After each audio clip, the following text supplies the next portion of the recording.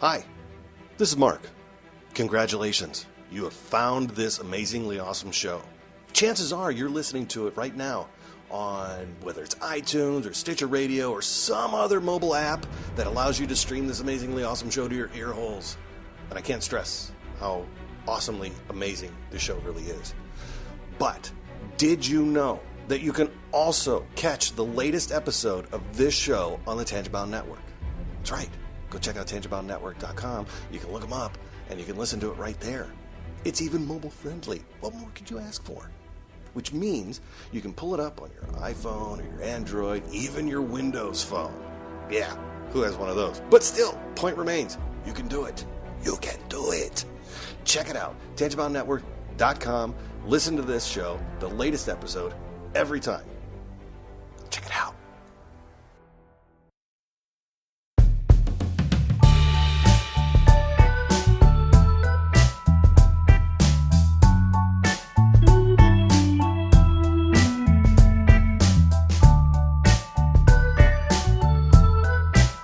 Hello, everybody. It's the MLBeers podcast with your hosts Andrew Sherman and Phillip Corwin, where we talk about the lovely game of baseball and the beers that we are drinking. So, Phillip, how you doing today? Oh, I'm doing well. Just worked a little bit, drank some beers, hanging out. Nothing wrong Pretending like I wrote notes. Pretending like you wrote notes. Well, I actually did write notes this week, so... which I haven't done in a couple weeks. I did last week. This week, I wasn't on it. Wasn't on it. Well, that's okay. I mean, you just got out of work. I had all day to do it, but I finished them like an hour before. Well, right on the dot before we did this, started recording. So anyway, you're doing well. I'm doing well. And there's, baseball is finally flourished. We're almost 2 months in. Over the 40-game mark. Has there been anything in the news that has been really interesting to you besides the normal Washington creaming the whole NL East craziness up in the top of the other divisions, besides the NL West and the AL West? Just something newsworthy that's been going on that probably nobody has heard yet. The only thing that popped out to me is Anthony Gose. I don't know if any of you all really remember him. I remember him most for the Tigers. He was that speedy left-handed center fielder for them. Never really panned out to too much. Mm-hmm. But I kind of always thought of him as like an Austin Jackson, Gerard Dyson type. Mm-hmm. But I guess this season the Tigers had him down in extended spring training and have him pitching. Mm-hmm. And he got promoted to their single A team. I didn't see if it was high A or low A. But they said high A club. Okay. In the stuff that I read. It's a high A club. He pitched 1 inning. He's a left-hander. Came in. He got 1 hit, 1 run, 1 strikeout, and he hit 99 miles an hour twice. Which is very, very great for him because, that it gives him second life to the game of baseball. Oh, yeah. And as a left-hander, if he can just go in and hit 99 miles an hour and throw a changeup, he can go in and just face a tough lefty and just that be that. My question kind of is that I wonder what they're going to do with him. Are they going to try to make him as a starter or just keep him as like a 3-inning reliever? His first outing was a 1-inning outing, and his 1 strikeout was a swing and miss strikeout. So, granted, this is high A, where he's actually played in the major leagues, but he's never pitched. Mm-hmm. So, but I don't think you can really turn look at Rick Ankiel. He's the main guy that comes to mind of going from full-time pitcher to outfielder, but we've never really seen a outfielder go to a full-time starter. Mm-hmm. And another one pops to mind, Kesley Jansen. He was a catcher. Oh yeah, that's right. Good old Kesley Jansen. Yeah, long time ago. That was a long time ago, but he was a catcher, and then he got shifted to a reliever. So, if you got a left-hander who can hit 99 miles an hour, why not use him for 1 to 2 innings? Mm-hmm. Because even against a right-hander, anybody throwing 99 miles an hour is going to be tough. Yeah, exactly. I mean, he could be the left-handed Aroldis Chapman, if I'm correct. I don't know. It just seems weird. Yeah, Yeah. we can't compare him to Chapman. He's done too much in a very, very short time. But anyway.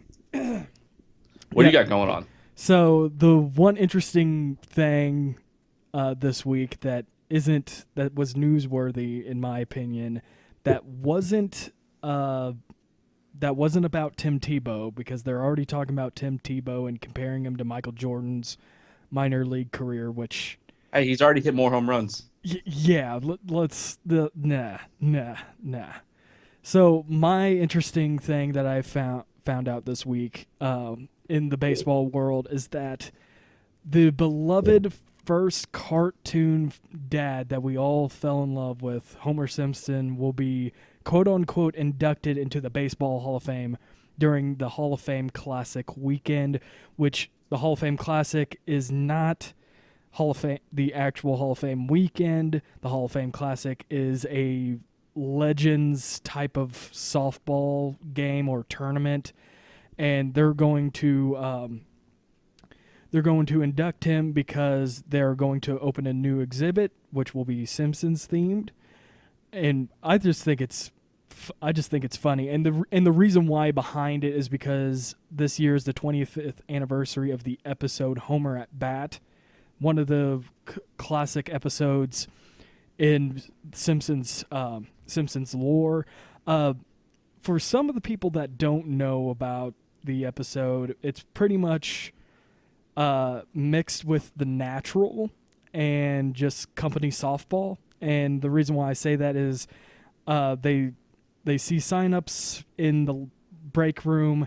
They all sign up. Homer says, "I got this secret weapon that we're going to start winning games."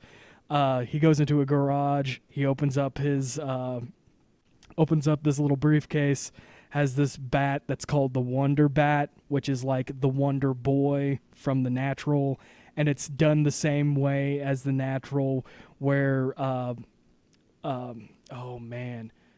where the guy's character in The Natural was out in a storm, and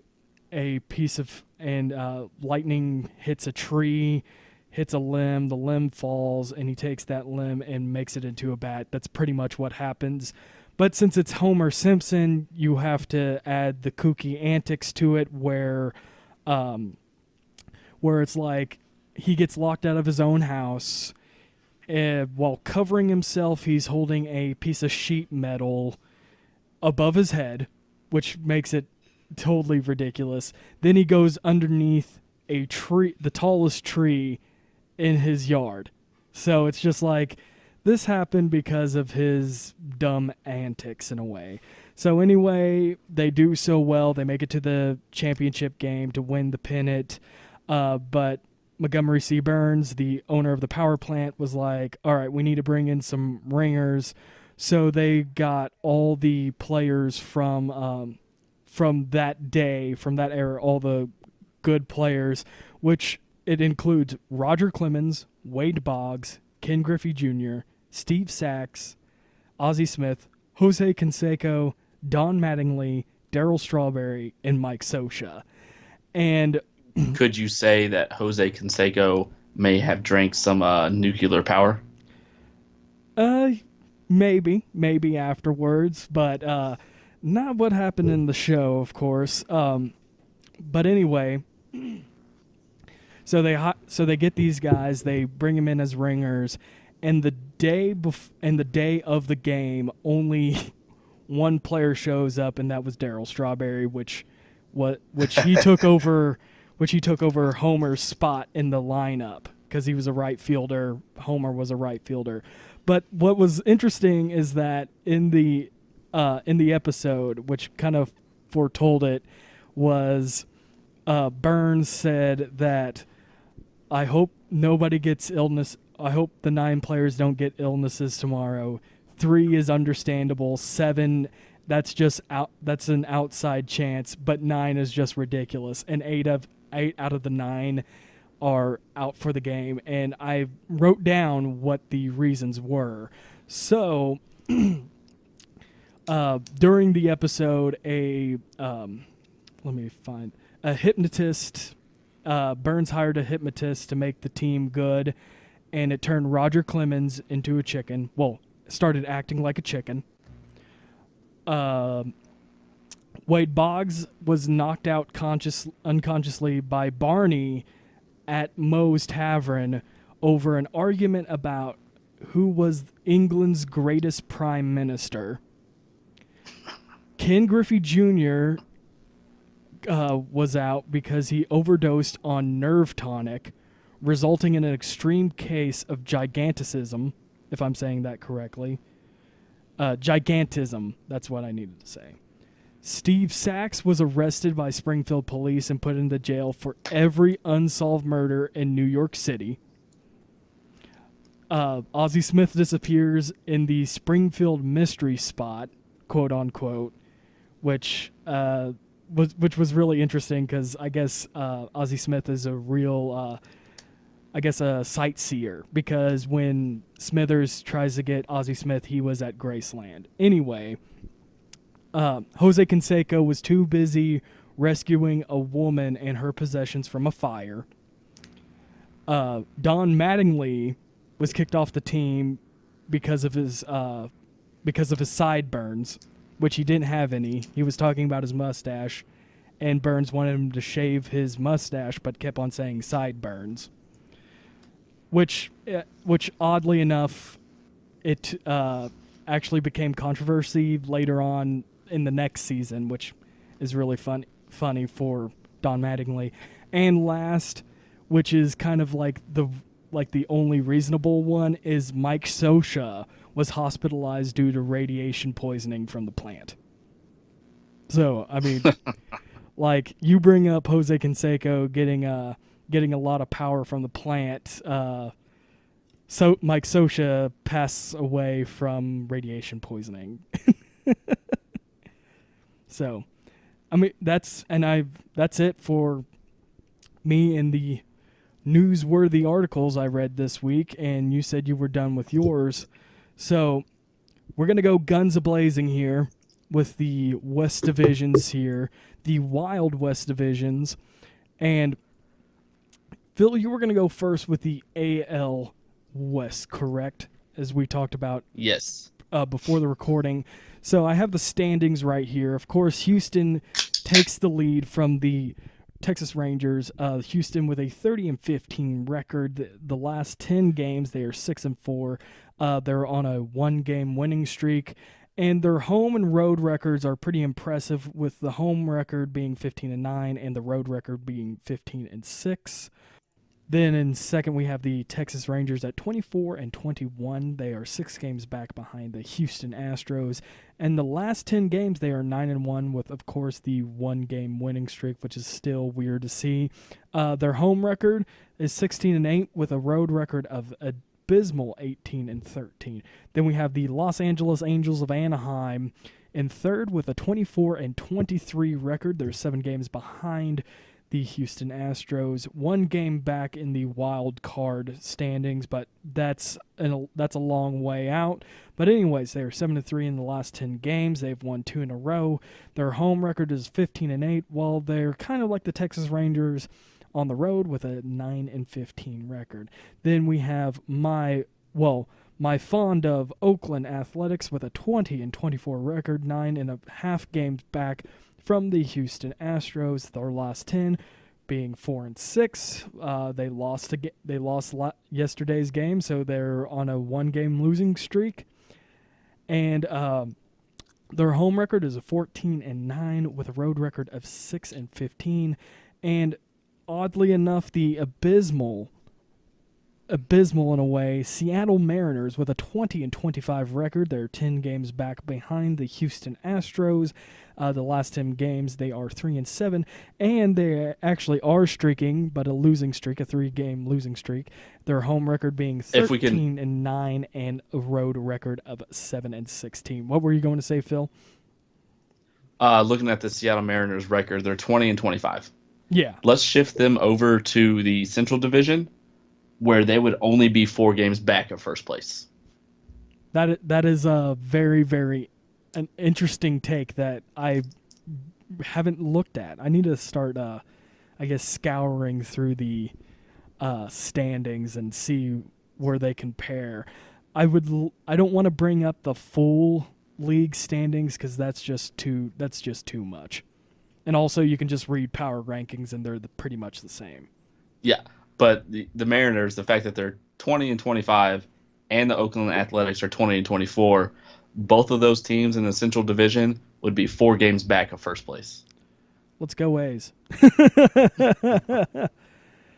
But anyway, so you said earlier, off the podcast, you were going to start from the bottom to the top. Let's look at the Mariners. What have they done lately? Okay. And lately is not a whole lot. Since Sunday, May 14th to Sunday, May 21st, they've won 3 games. And that's not good. No, it's not good. That's not good. And their pitching is to blame for that. Well, it's on both ends. Robinson Cano, big guy, they're one of their big superstars. He just came off the 10-day DL. Mm-hmm. But if you look at their starting pitching, they've gotten 2 starts out of 2 guys so far. One of those guys is Ariel Miranda and Giovanni Gerardo. Yes. And Miranda has done well for him. 12 innings, so it looks like he averages about 6 innings a start. Has a 1.50 ERA. Mm-hmm. Gallardo, on the other hand, with his 2 starts, 10 innings, 10.8 ERA. Okay. And the best start they got out of the week was Christian Begerman. He came in with 1 start, 1 win, 7 1/3 innings pitched, 2 walks, 9 strikeouts, no earned runs. Not bad, not bad. No, but then you got to look at what their bullpen is doing. Mm-hmm. The guy they use the most is Dylan Overton. In the past, I think I did this search for the past 10 days. Mm-hmm. He has a 6 1/3, 2 2.3 innings pitched, a 6.75 ERA. So Dylan Overton is being overused, it sounds like. Yes. And the next guy to him in most innings in the bullpen is Danny Altavella with 4 2/3 innings, 5.79 ERA. Man, so that's yeah. I mean, it just sounds difficult when you're just when the 2 that. guys you've used the most in the past 10 days have a +5 ERA, and then you got Gallardo giving you a 10.80 ERA in the last 10 days. What's even? But it doesn't get much better when you go over to the hitting side either. Mm-hmm. And I filtered this by the last 10 days. Most at-bats. So I wanted to look at who's getting the most at-bats. Mm-hmm. Theoretically should be doing the best for them, right? Yeah, give or take, but yes, I do agree. Yeah. You know, the guy getting the most at-bats, Gene Segura, with 36, shouldn't be hitting 250 for you. Yeah, that does not sound good. Then let's drop down to Kyle Seager, who in 10 days has 35 at-bats, 2 home runs, 10 strikeouts, 171 batting average. Mm-hmm. Taylor Mauter, 33 at-bats, 10 strikeouts, 182 batting average. Nelson Cruz, one of their big home run guys, 31 at-bats, 3 home runs, 226. Yeah, it just sounds like a major. You see the pattern. Yeah. You see the pattern happening. Yes, exactly. And I'm not going to list off every single guy that's doing poorly for them because you can take a look. Use what I use. I use Baseball Reference and Fangraphs. Mm-hmm.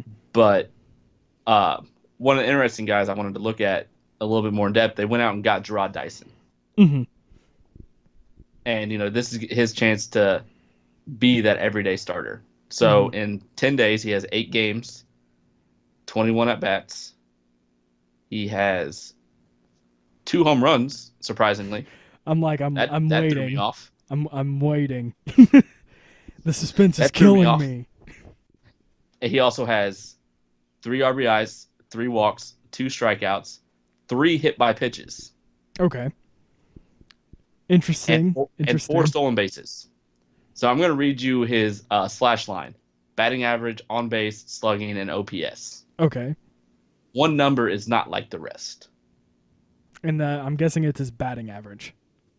238, Okay. 407, 524, 931. Ridiculous. So I guess being hit by pitches is the way to go. And hitting 2 home runs and having 3 walks on top of that. Which is another interesting thing because you bring it up. And the last 14 days on my side with the with Fangraphs has a 9.5% walk rate. His strikeout rate is actually pretty good for what this team has, because you see Kyle Seager, Danny Valencia, Nelson Cruz is probably another guy that's weirdly low, but Gerard Dyson has a 14.3 strikeout percentage, while Nelson Cruz has 13. And that's just very interesting that Nelson Cruz has that low, but also Gerard Dyson, when it seems like 20 is becoming the average almost. Yeah. And if you look at their current injuries, it's a very long list. Granted, Cano just came off. Mitch Hanger, who is, has a prospect to be Rookie of the Year. Felix Hernandez is on the 10-day. Hichika Ikwahuma is on the. I don't know if I said that right. It didn't sound right. You want the future baseball announcer to take a crack at it. Oh, there we go. I asked you if you didn't hear me. That was a little delay there, ladies and gentlemen. That happens from time to time with this podcast. But anyway, Phil, I asked you if you wanted me to take a crack at his name. Yes, because I'm pretty sure I butchered it. Alrighty, and his name is Isashi Iwakuma. Is the name. All right. You got to ask me for all the Japanese names. You know me. I was about to say, you tend to do those really well. You know me. I watch anime from time to time, and for some odd reason, I have a love for the Yokohama Dina Bay Stars over in Yokohama, Japan. So I got those names down like none other. And then you look at some of their other major leaguers that was doing well for them. James Paxton, one of their top of the rotation guys. 10-day DL, grade 1 forearm strain.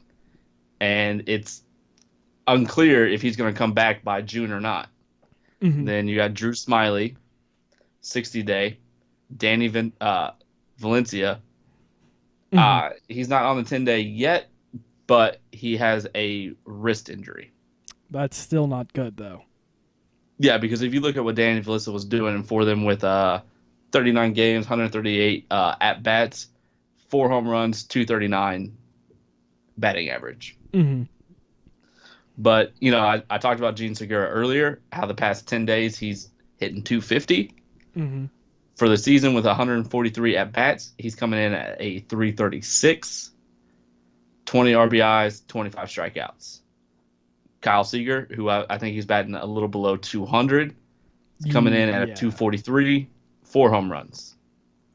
And then I talked about Mitch Hanger, the guy on their DL, rookie, potential Rookie of the Year, 79 at-bats, 342 batting average, 4 home runs. Taylor Monitor, who I listed earlier, not hitting well. But he has 38 games, 121 at-bats, 5 home runs, 223 batting average for the year. And Gerard Dyson, who I brought up, who has a low batting average, but his past 10 days on base slugging and OPS seem to be a little off the charts. But for the year, he's coming in at 211, 314, 308, and 622 with an OPS plus of 75 and 13 stolen bases. Ugh. So it's just Yeah. it just sounds like nothing's clicking at the moment and this whole season. No, you got your bright spots with Robinson Cano. He has 135 at bats, 296 batting average, 8 home runs. Nelson Cruz, 301 batting average, 11 home runs. And again, I bring up Mitch Hanger again. He good prospect for them. He's doing more than what's expected of him right now. Mm-hmm. So to have him back off that 10-day DL will obviously help. But the problem, again, the injury bug has hit them hard. You got James Paxton, Ikwahuma, Felix Hernandez, all on the 10-day DL. That's 3 of their 5 starting pitchers. Mm-hmm.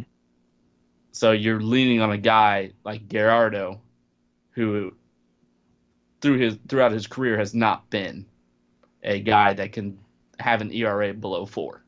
Yeah. Always a good strikeout guy, not a good earned run average guy. Yes, I do agree with that. And I've never heard of Miranda before. Have you, Ariel? Ariel Miranda. Let's take a gander, shall we, on the fan graphs. It looks like this is his second year in the majors. He was with the Orioles organization in 2016. I guess had a couple games there and then traded to the Mariners, and now he's a full-time Mariner. Was he included in that trade? Was he included in that trade for Taijuan Walker? I do not believe so, because Taijuan Walker went to the Diamondbacks. So Okay, who did you say? I missed it. Ariel Miranda. He was with the Orioles. Yeah, no, Orioles. So okay. he was probably with Okay. the Gallardo trade. the Gallardo trade, and I can't think of the Okay. other guy too. But then again, he probably was just picked up. But who really knows when you don't have everything right in front of you and it doesn't, come up in a click. But anyway, my question to you, and before I get to the question, I will have to say something that's very, very interesting with this team. Looking at the 0 minimum innings pitched with this team, there are 26 pitchers that have been part of the Seattle Mariners organization that has pitched at least an inning in this year's when you already used 26 pitchers, something's not going right. Exactly. You got a guy like Edwin Diaz, their quote unquote closer at 23 years old, 4.67 ERA. They got a guy they're really leaning on right now with Nick Vincent, 20 innings pitched, 2.70 ERA, which isn't bad for a reliever.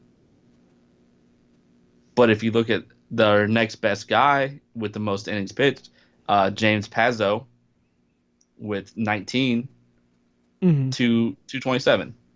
Then Mark Rybczynski. Yeah. It's like Rzepczynski, something like that. There you go. Right now he seems to be their best pitcher with 11 and 2/3 innings pitched and a 1.54 ERA. But like you said, they're using too many pitchers. They've ran into the injury bug. They feel like it looks like the Mariners have hit the injury tree and every branch on the way down. Yeah, that's what it looks like to me. They're just running out of options. And really, is there really a suitable question that isn't about trading anybody to make this team better or looking into the future? And, well, without thinking of those, and I just don't think there is. I mean, what would you have to do to make this team better? What would you have to trade? And that would be Mitch Hanger, right now, looking at his full season. And a team like the Mariners aren't going to give up a guy like Mitch Hanger. Yeah. Not this early. Granted, he is 26 years old, so he is older than most. Mm-hmm. But if the Mariners are going to make any sort of splash, I could see them doing it with Nelson Cruz. Mm-hmm. Not Robinson Cano, not Seager, not Hanger, but Nelson Cruz is the kind of guy you could unload on a team mid to late June up until the trade deadline. And if I'm correct, also that Nelson Cruz is actually going to be a free agent at the end of this year, I believe. But don't quote me on that, because I know that he had a 2-year contract, I believe, or a 3-year contract, and I think it's about time. I think it's about up with him on that contract, and it give him money back. So there is that reason to give up Nelson, but I mean, And what can you do with the return on Nelson, you're not going to get a whole lot with him being 36 years old. He's gonna, you limit the teams he can go to, because he can't play. He's not going to be a defensive. He can't go to the NL. Essentially, he's going to have to go to a contending AL team that's in need of a guy who could be their full-time DH. And also that can hit the long ball too. Yep.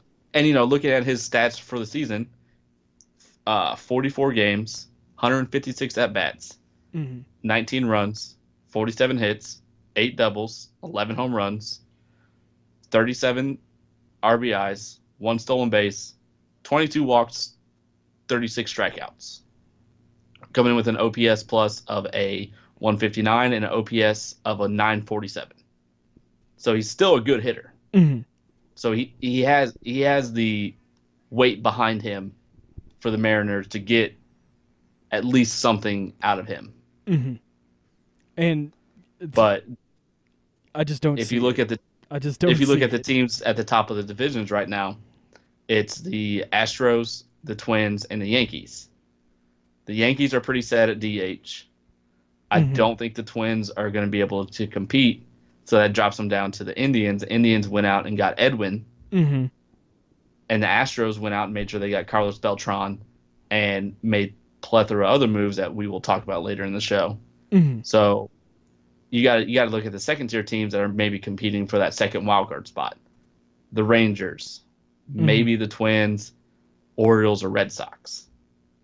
And the only team that you brought up in that whole situation would probably be the Boston Red Sox as the most likely out of all the teams to do it. And just to be quick on this, the reason why is I believe Mitch Moreland is the DH for that team. I just don't think he's going to no, it's Hanley Ramirez that is the DH for the team. Mitch Moreland's playing first base. Mitch Moreland's playing first. I think sooner or later they're going to give maybe give up on Hanley Ramirez. Yes, I don't have his numbers up in front of me, but it's just that it seems likely possible that Boston is going to need that icebreaker for them to reach that wild card spot or to win the division, depending on what happens later on in the season. So that's it right for now, me. So looking at Hanley, Hunt's 273 batting average, 6 home runs, 20 RBIs, 350 on base, 445 slugging, 795 OPS, and a 111 OPS plus. Yeah, that just makes it sound like Nelson Cruz would be an upgrade. Yep.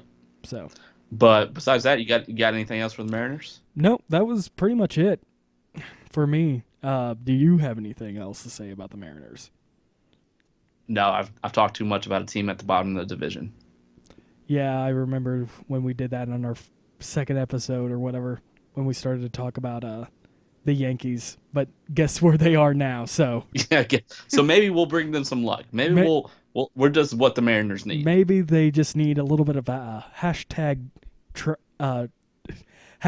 trap Jesus. I was about to say Trump Jesus, and I was like, oh no, what have I done? What have I done, America? What have I started? But anyway, well, talking about another team that needs trap Jesus. Let's look at the Athletics. Yay!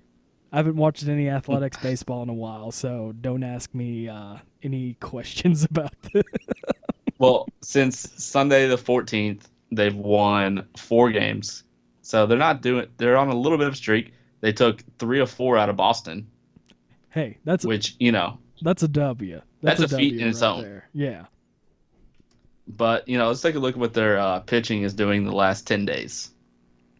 Okay. And again, I'm going to do this by innings pitched. I feel like of the 10 days, that's the best way to do it. Mm-hmm. You got four guys that have 4 games started. Kendall Graveman, 2 games started, 12 and 2/3 innings pitched, 4.26 ERA. Sonny Gray finally coming back. Finally. 12 innings pitched, 3.75 ERA. Andrew Triggs, big guy in the early season, was doing well. Coming back down to earth a little bit. 11 and 1/3 innings pitched, 4.76 ERA. Sean Manaea, he was a top prospect for a very long time, coming in at 25 years old. He's only pitched 10 innings in his 2 starts and a 5.40 ERA. But you kind of look at what the bullpen's done for him in the last 10 days. Frankie Montez, 6 and 1/3 innings pitched, 11 strikeouts, exactly 0 ERA. I'm going to skip over Jesse Hahn because he only made 1 start. Ryan Matson, guy, 2014 for the Royals? Yeah. Just set the world on fire. 4 innings pitched, 4.50 ERA. Josh Smith, 4 innings pitched, 11.25 ERA. And, further I go down, less innings are pitched. So I'm not really going to get much into those guys. Yeah. But, I just understand that. And don't forget about Jarrell Cotton. I mean, another starting pitcher. I mean, Jesse Hahn is another guy that's really going after, starting rotation. But, no, I mean, Jarrell Cotton, and I haven't looked at the injury report, so I could be talking about Jarrell Cotton and he being injured, which he isn't. But that guy, Jarrell Cotton, through his 14 days on my side with the fan graphs, he hasn't done well. He went 5 innings in 1 game, got the loss, of course, which win-loss records don't matter. But the one big question is his ERA was a 12.6. So yeah, and he wasn't popping up in my 10-day search. But overall for the season, though, Cotton, he's coming in with 38 innings pitched and a 5.68 ERA. 7 games.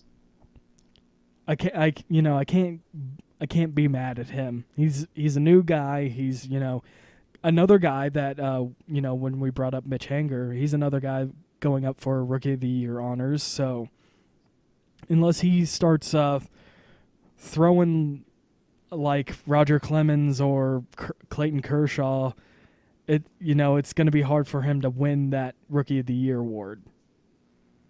Oh yeah, and this again leads me into what the Athletics hitters are doing in the last 10 days. And their best hitter is Ryan Healy, coming with 36 at bats, 306 batting average. 1 home run, 10 strikeouts. Jed Lowry leads the way with most at-bats, 237.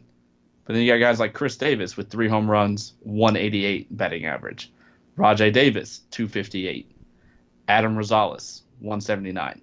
Trevor Plouffe, 27 at-bats, 296.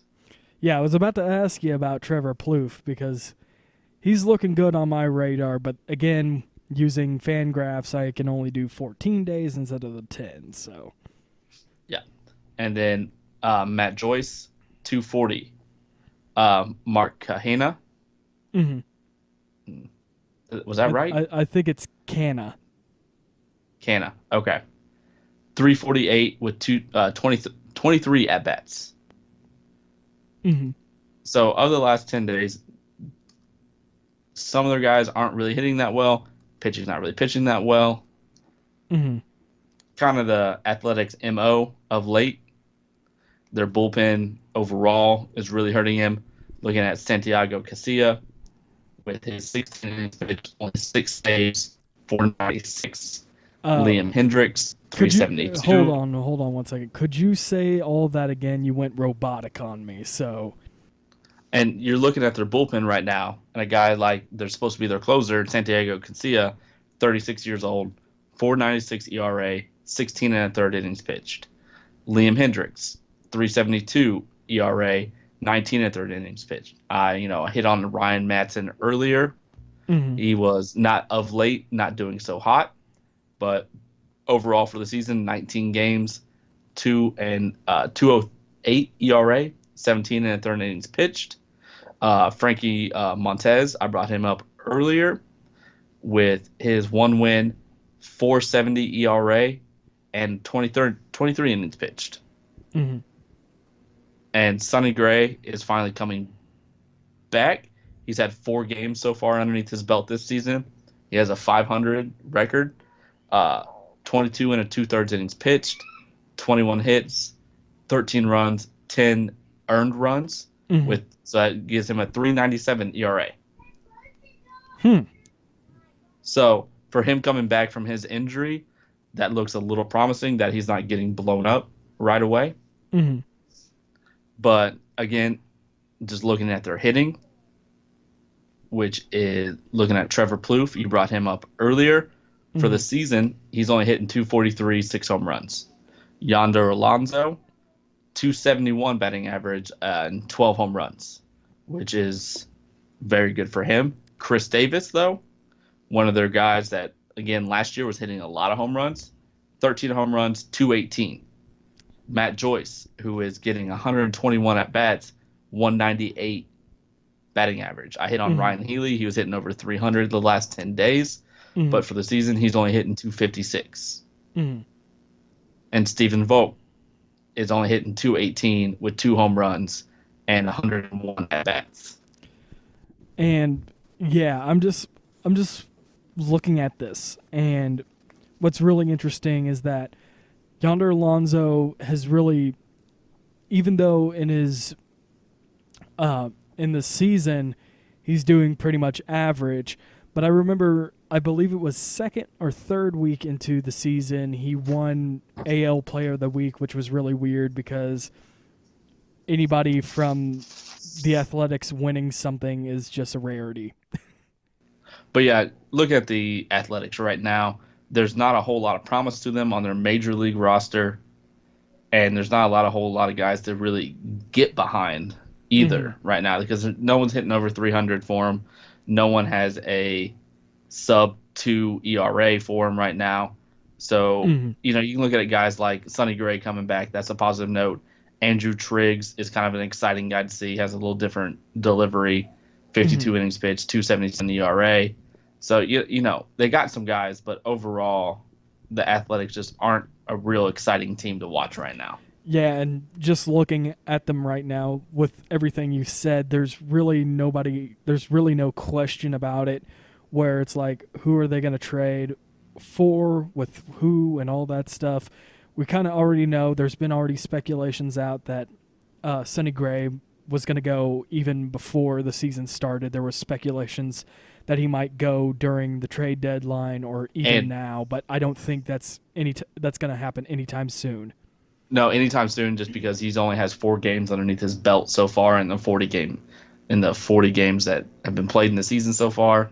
So most teams are going to want to see at least, I would think, 8 to 12 starts from Sonny Gray to get a better sample size from him, see what they can get from him, so on and so forth. So maybe see him late June, post All-Star break kind of trade. Exactly. So like I said, that doesn't lead me up to any questions. So who is the next team on the list? And that will be the Los Angeles Angels of Anaheim, the dumbest name in all of sports. The longest name in baseball. That is true. And looking since May 14th, going into now just this past week, they went on a little bit of a winning streak starting 14th. They beat Detroit, swept the White Sox, lost 2 of 3 of the Mets, and then they won last night against the Rays. Nice. So they're, coming in at a 24 and 23 record, so just a game above 500. Most of the time when you look at a guy with a team that's a little bit on a winning streak, you want to see what their pitching's doing. And they really only have a couple guys that are doing kind of bad for them right now. not in any particular order, but you're going to look at Jesse Chavez, 12 innings pitched, 5.68 ERA. Mm-hmm. You got Jose Alvarez, only 3 innings pitched, 9 ERA. But the only other guy that's kind of done bad for them is Matt Shoemaker with a 1 game started, 6 1/3 inning pitched, and a 4.26 ERA. Mm-hmm. The rest of the guys that have 2 games started for him, Alex Meyer, 3.48 ERA. Ricky Nolasco, an even 3 ERA. And JC Ramirez, 2.63 ERA. So and then Bud Norris, it looks like he has 3 saves in the past week with a 1.59 ERA. Mm-hmm. And So just another thing real quick, it's, we saw the kind of the deconstruction of the San Francisco Giants relief corps from years past being out to free agency. Yes, Miro Pettit is a guy that, looks really good at the moment. He has a 2.89 ERA with 9.1 innings pitched, but of course that's through 14 days instead of your 10. yeah, and for the season, he has a 28 1/3 innings pitched, most innings pitched out of the bullpen, a 2.54 ERA. He has, how many strikeouts does he have right now? Apparently, I can't find it. It's not telling me. So I don't know. I don't know how many strikeouts he has. 30. There we go. Yeah, I was about Finally to found say it. I'll take a gander real quick. Yeah. Yeah, no, he's coming at 30 strikeouts. He only has 10 walks. He's only let up 3 home runs and only let up 11 runs total. 8 of those are earned. Mm-hmm. And then, I hit back Bud Norris this past week has done well. He has 9 saves on the season. The last 3 coming in the last week. 2.66 ERA, 23 and a 2/3 innings pitched. And that's not bad. That's not bad for this, this LA team that I thought was going to be, really bottom 2. And they're doing well to be in third. And, they're only a game above 500, but they got some guys that are playing really well for them. Look at Andrew Simmons. Mm-hmm. Last 10 days, 37 at-bats, 324 batting average. Cameron Maben, guy that we've heard his name plenty of times, 32 at-bats, 406.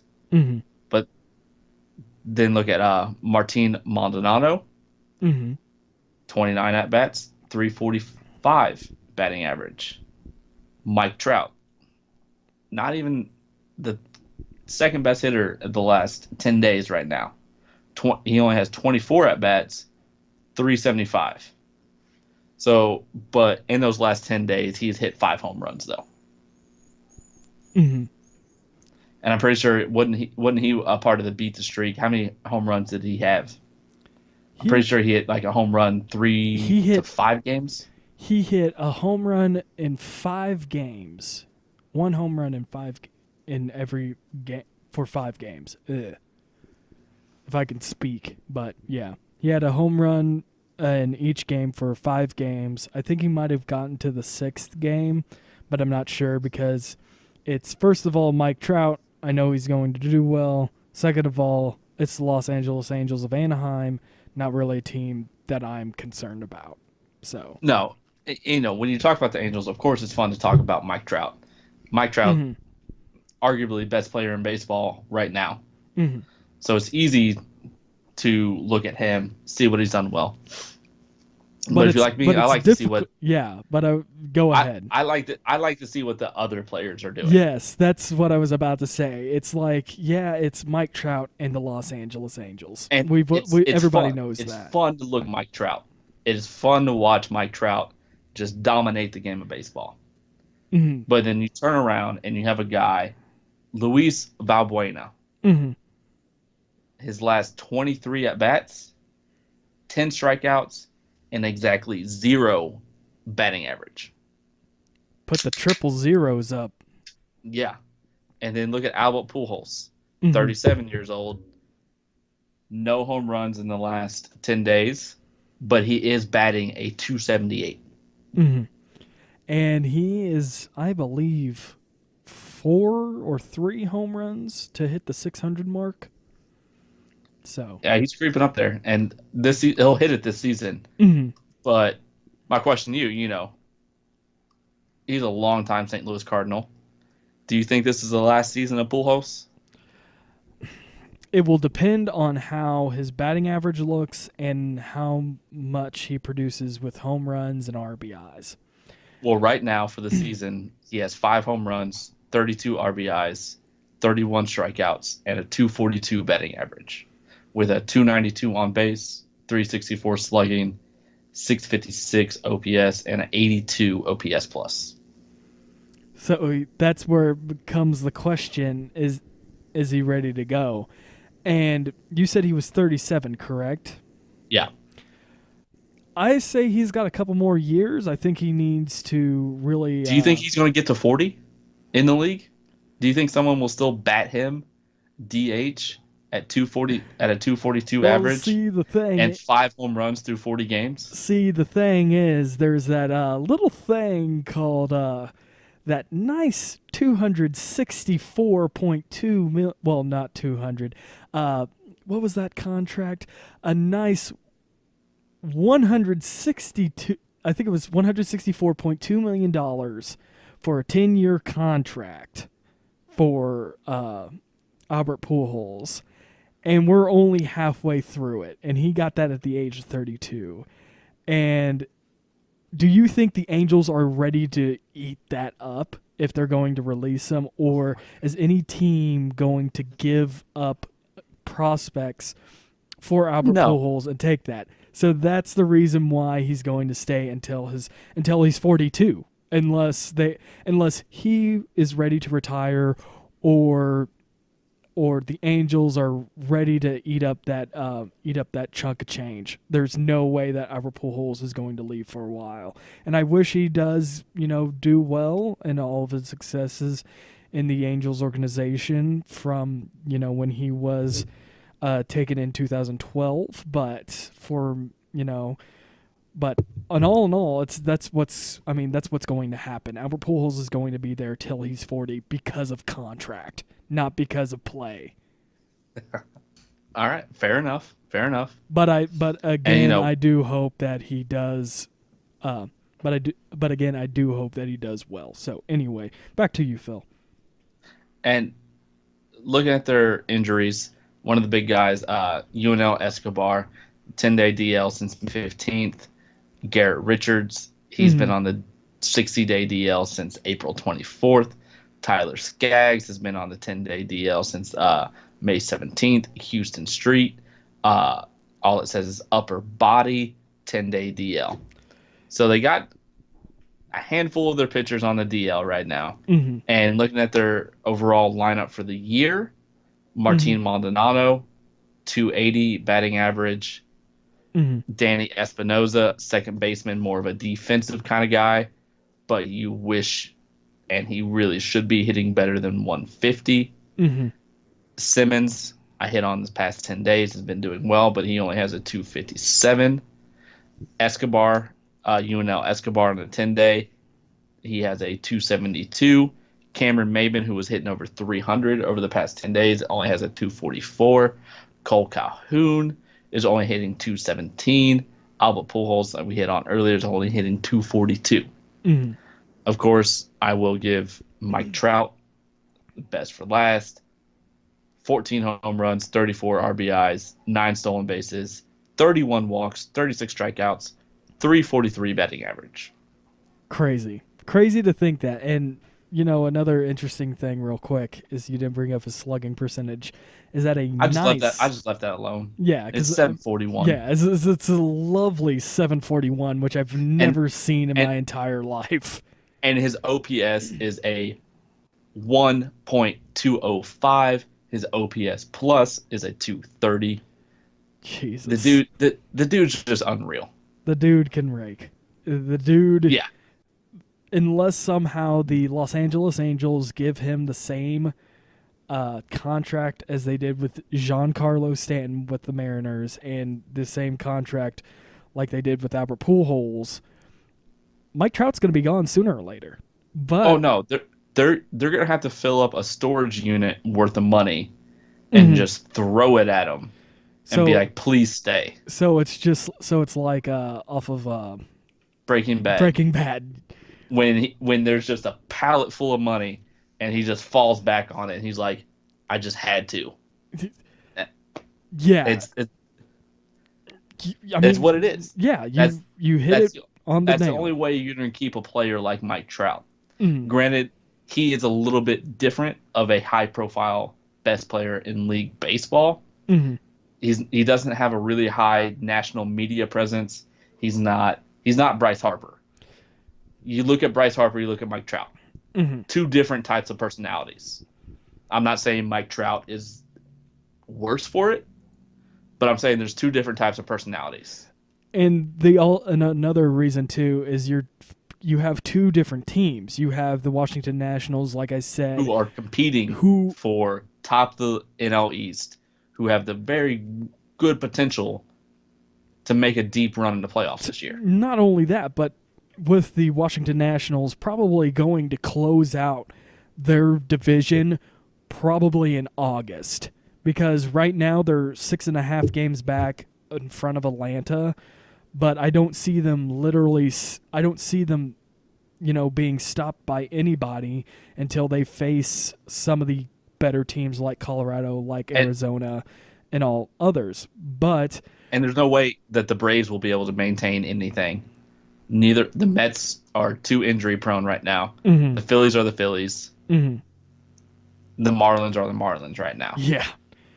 That's like really the Marlins what you and the could say Phillies are the about two them. worst teams in the whole league right now. Mm-hmm. So you're really only competing against a team that's not even 500 right now.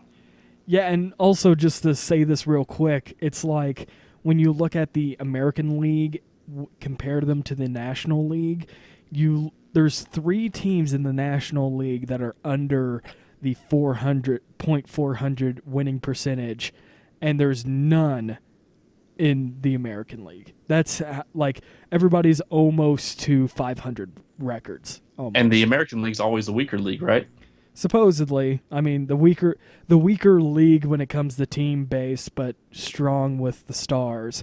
And I mean and with Mike Trout, getting back to Mike Trout, the reason why he doesn't have such a presence is because of 2 things. He's on a mediocre team. No offense to the Los Angeles fan base that listens to this podcast, but they are a mediocre team.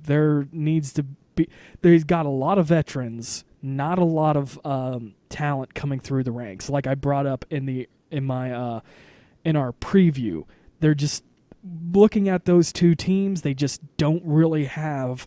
Looking at Oakland and looking at the Angels, the Angels are better, but the Oakland Athletics have players coming up through the system, which the Angels don't. That's the first reason. And the Angels have never really had a strong farm system either. That is true. Usually you can look at certain systems and you can remember certain prospects coming up through them, but with the Angels, they drafted Mike Trout, and Mike Trout was Mike Trout. He just blew his way through, and he was playing in the majors by the time he was, 19? If I believe so, I'm going to say 2021, somewhere around there. Okay. Or could be. He was 19. drafted right out of high school. He was born in 1991, and he made his major league debut in 2011. So he's 20. Yeah. And that's pretty much it. Just like that's Mike Trout in a handbasket. Oh yeah, no, 2012 he was All-Star, MVP, and Rookie of the Year. Yeah. And you don't really hear anything about you hear about it because it's awards, it's accolades. But the reason why you don't really hear about Mike Trout is, I brought up my first thing is that they're on a mediocre team. They're not winning their division at the moment. Houston, again, is seven games ahead of them. But it's also, you could go back to the media and go for the whole East Coast bias thing, which is still a thing. Even though today we can watch a game from that is 10 o'clock 10 o'clock East Coast time, watch a game that's 7 o'clock if I got my times right. West Coast, you can DVR that, watch that in the morning, but that's still true to this day. Even guys like us in the Midwest, though, like a game in the West Coast, isn't the first pitch isn't starting until almost 8 or 9 o'clock at night.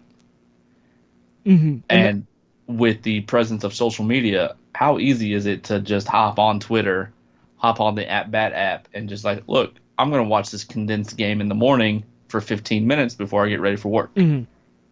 And I mean, that's kind of the reason why, in a way, I like the Oakland Athletics and the Los Angeles Dodgers, is because of that stuff, of what's going, with the new media and and the history of the team.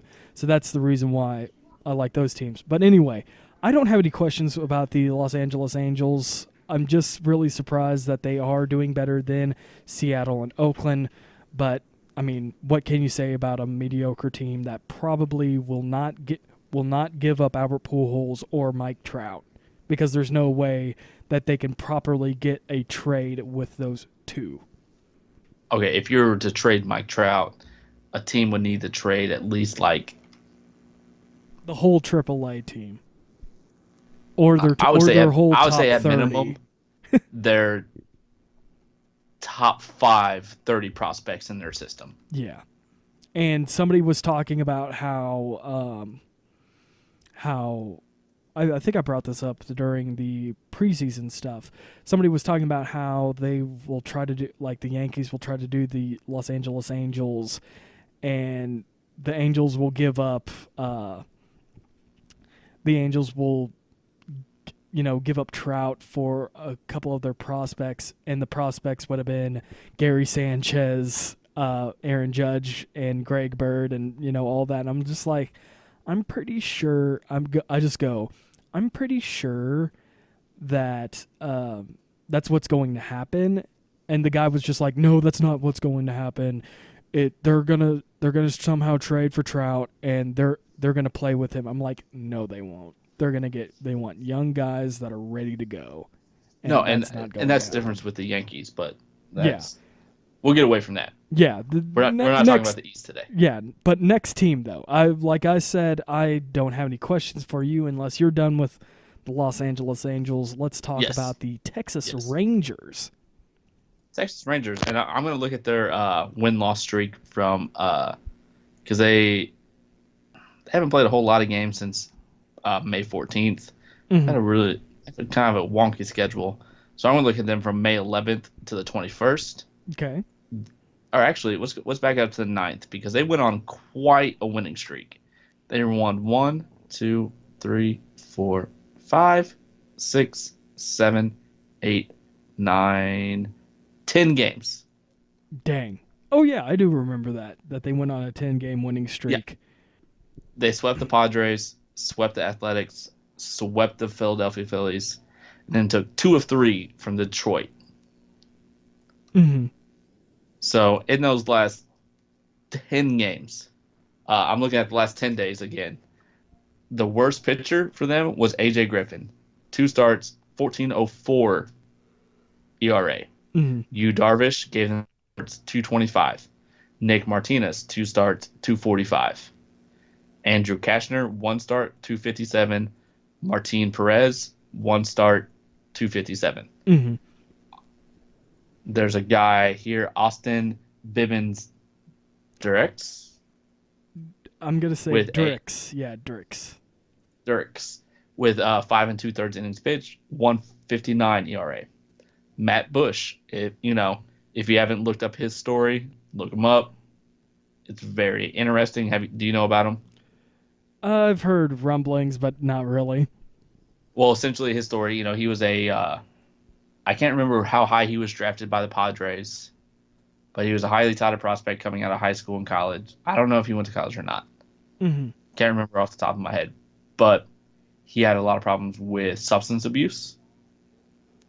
And sounds like a thing. If he's from, where is he from? It doesn't say where he's from, but it sounds. Not sure where he's from. Yeah, but had a lot of problems with substance abuse. He was a top top prospect, did not handle it well. Mm-hmm. He actually spent some time in jail, in prison. Mm-hmm. Rangers took him back last year. And in the last 10 days, he has 3 saves, 4 2/3 innings pitched, and in a 0.00 ERA.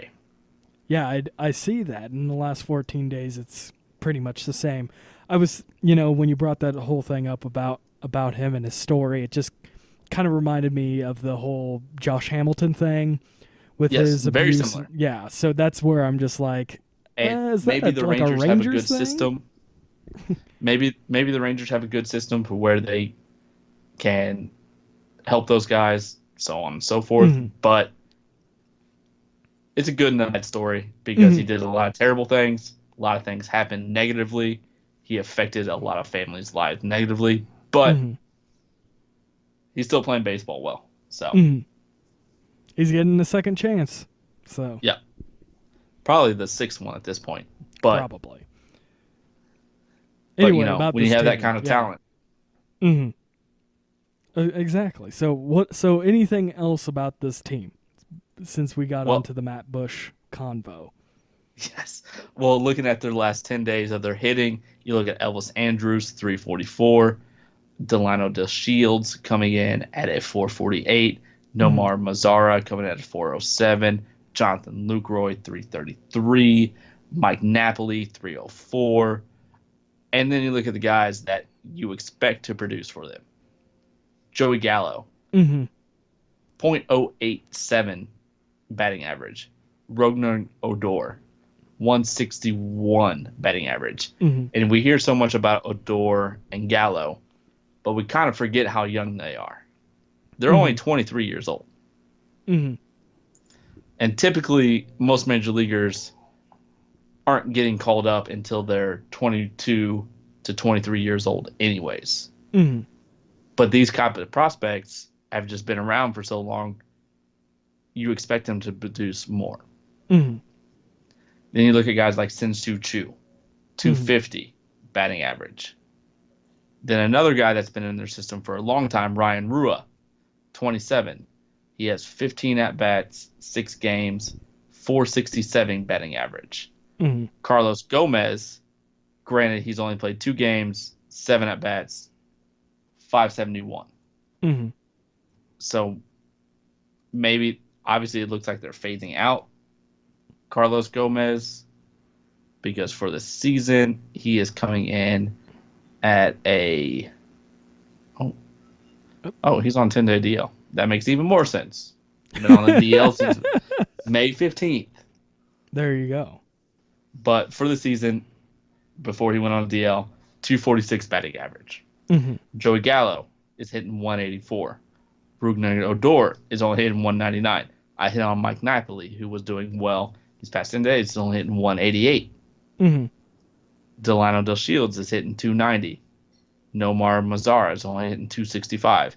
They have Sin-Soo Choo listed as a DH, hitting only 252. And then, look at their starting pitching. Yu Darvish is pitching very well, 283. Martin Perez, 371. Andrew Cashner, 245. AJ Griffin hit on him earlier with a 14.04 ERA, has a ERA for 5.02 for the year. And Nick Martinez is a 4.33.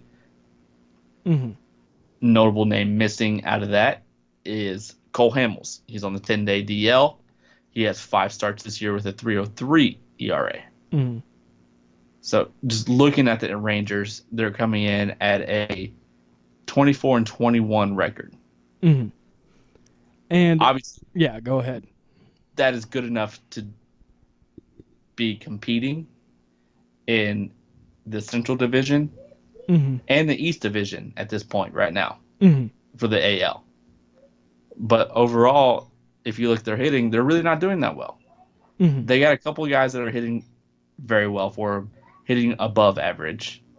They got guys pitching above that, 1 or 2 guys pitching above average for them.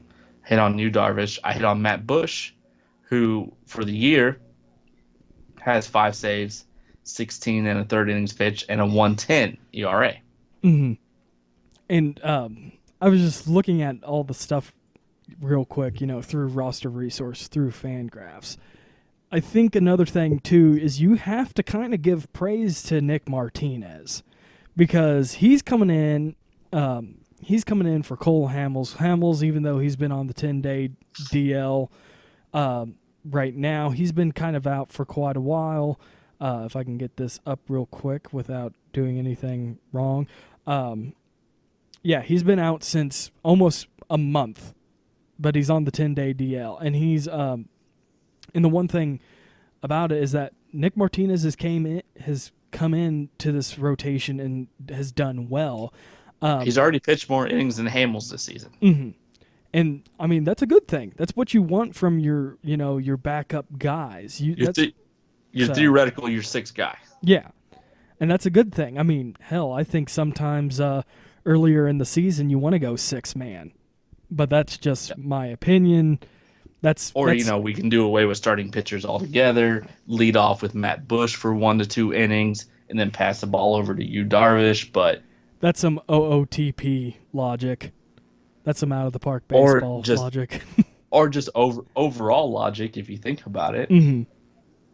Because if you can get a guy like Matt Bush who can go 2 innings for you, that's the first 2/3 of the lineup. Yu Darvish will maybe have to see the lineup through twice. Mm-hmm. And we all know what happens to pitchers who see the lineup 3 or 4 times through. Yes. And I guess my question is, if you're done with everything. Yes. Is this team going to do well with or without Cole Hamels? And we're seeing kind of two things with them. Two things with them. They did well with him, and they're doing well without him. Are they going to, do the usual where they just make him go through the rehab starts, make him throw 3 innings in rehab, then 4, then 5, maybe make him as a reliever for 1 game? I know that's a rarity today in baseball, but make him as a reliever for 1 game to get his arm strength back and then go all in, or will they do some changes where they take somebody out? And I think the guy, of course, Nick Martinez would be the guy taken out. But I guess my question is, because I kind of, left it vague at first. My question is it better for them to have Cole Hamels? Well, is it better for them to keep Nick Martinez in the role he is now, and they take out AJ Griffin to be the 5th starter or the 4th starter, or is it better for them to maybe take out Cole Hamels? Maybe if he does well, maybe trade him. I know that's kind of a loaded question and kind of a weird question. I see where you're getting at, though. I see where you're getting at. So let's look at their numbers real quick. And what I'm going to focus on is AJ Griffin, Nick Martinez, Cole Hamels. Okay. Because all of them have less than 40 innings pitched. Mm-hmm. AJ Griffin has a 5.02 ERA with 33 strikeouts and 37 2/3. Nick Martinez has 4.33 ERA and 19 strikeouts. Mm-hmm. Cole Hamels has 32 2/3 innings pitched, 3.03 ERA, and 15 strikeouts. So when Cole Hamels comes back, why not keep Nick Martinez as that starter? Mm-hmm. AJ Griffin obviously is striking out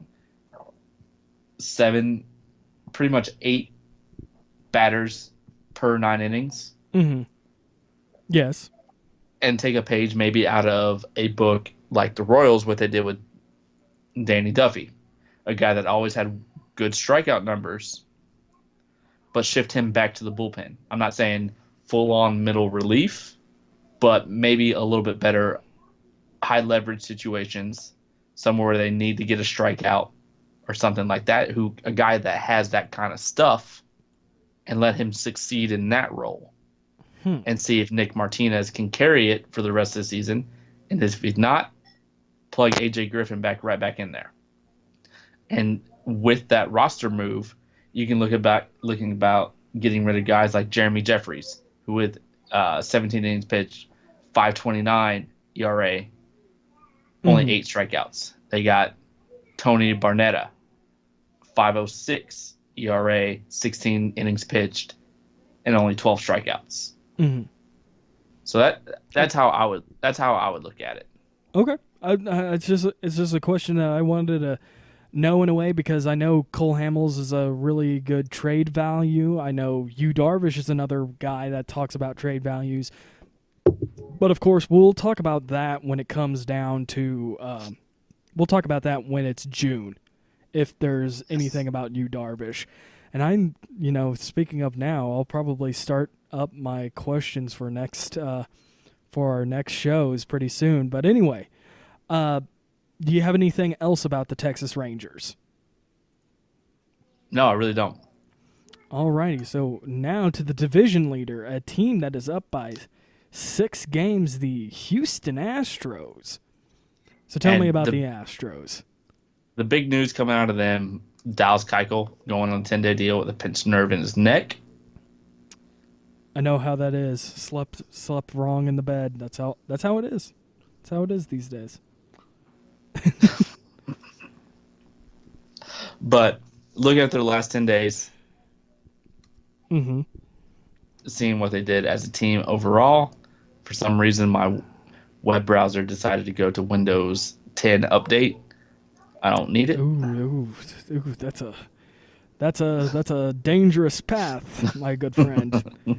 Got to stay with the Windows 7 for quite a while until I learn how to use Windows 10. I'll probably get Windows 10 for my new laptop, which we'll talk about maybe on the show this time or next time. But anyway. But yeah, no. Besides Windows 10 trying to force update on my computer, they have won since May 14th. They've won 5 games. They did get swept by Cleveland this weekend. They went 3-5, 0-3, 6-8, and they won a 1-run game against Detroit last night. Nothing wrong with that. Try to beat Detroit Rock City. Yeah. So, since they had a bad weekend, some of their stats from the last 10 days might be a little skewed, but that's the point of baseball. It's what have you done for me lately? Exactly. And lately, Mike Fiers, 11 2/3 innings, 3.86 ERA. Charlie Morton, 2 starts, 11 innings, 6.55. Joe Musgrove, 2 starts, 8 2/3 innings. So his starts are barely averaging 4 1/3 these last 10 games, 8.31. They did get a great 1 start out of Brad Peacock with 1 game started, 7 1/3 innings, 10 strikeouts, exactly 0 ERA. The one shining moment. Hey, got called up, did what he had to do. He is 29 years old, so he's a little bit older. Lance McCullers, 1 start, 6 innings pitched, exactly 0 ERA, 3 strikeouts. Nice. I mean, McCullers is doing well. So, and also with Peacock getting his 1 start. Start. I mean, Dallas Keuchel before I got the 14-day. Dallas Keuchel before he went on the 10-day, he had a 1.64 ERA, and he's, I think, top 5 pitchers in the majors with that type of ERA. I think the best. Yeah, one. right. So, right now, Baseball Reference has him at a 1.84 ERA and 63 2/3 innings pitched. So there you go. I mean, this team is really good pitching wise, and go right on ahead. I was just going to hit on their last 10 days of hitting. And the guy leading the way for batting average is actually Marwin Gonzalez. 22 at-bats, 364. So, yeah, looking at other guys like Jose Altuve, who is 36 at-bats, 333. Josh Reddick, 37 at-bats, batting a 270. And those are the guys that are doing really well for him. Mm-hmm. And in baseball, you got to look at the guys that also aren't doing so hot for you, but for some reason are getting a whole lot of at-bats. And one of those guys that brings to mind is George Springer. Mm-hmm. In the last 10 days, he has 32 at-bats. He has 2 home runs, 4 RBIs, 3 walks, 14 strikeouts. That leads the team in the last 10 days and is only batting a 188. Then Alex Bregman, a little bit worse of a situation, batting 29 at-bats, 2 home runs, 5 RBIs, 6 strikeouts. I guess this is better, not worse, but 207. Yeah, I kind of understand where you're coming from, though. I mean, Bregman, because you're expecting Springer to be better than Bregman, and then Bregman's playing third base for him. Look at Carlos Correa, 27 at bats, 1 home run, 4 RBIs, 9 strikeouts, 222 batting average. And the guy that's leading the way for him, I brought up earlier, Marwin Gonzalez, only has 25 plate appearances, 22 at bats because he has 3 walks, and he's batting at 364. The guy that's leading the way with most at bats is Josh Reddick, 270 batting average, and third most on the team with most at bats in the last 10 days, 32. George Springer, 188 batting average. I mean, that's all I can say about this. It's, I think they're kind of evening out a little bit. It's kind of settling down a little bit. Of course, you can tell by their last 10 days, they went 6-4. I mean, like you said, they got swept by the Indians. They just won last night, 1-0 against Detroit. So it's, during that time span, they're just really just settling, evening themselves out. So, yeah, and for the year, Brian McCann right now is on a 7-day deal with concussion, but he's batting a 269. Gurriel is batting a 268.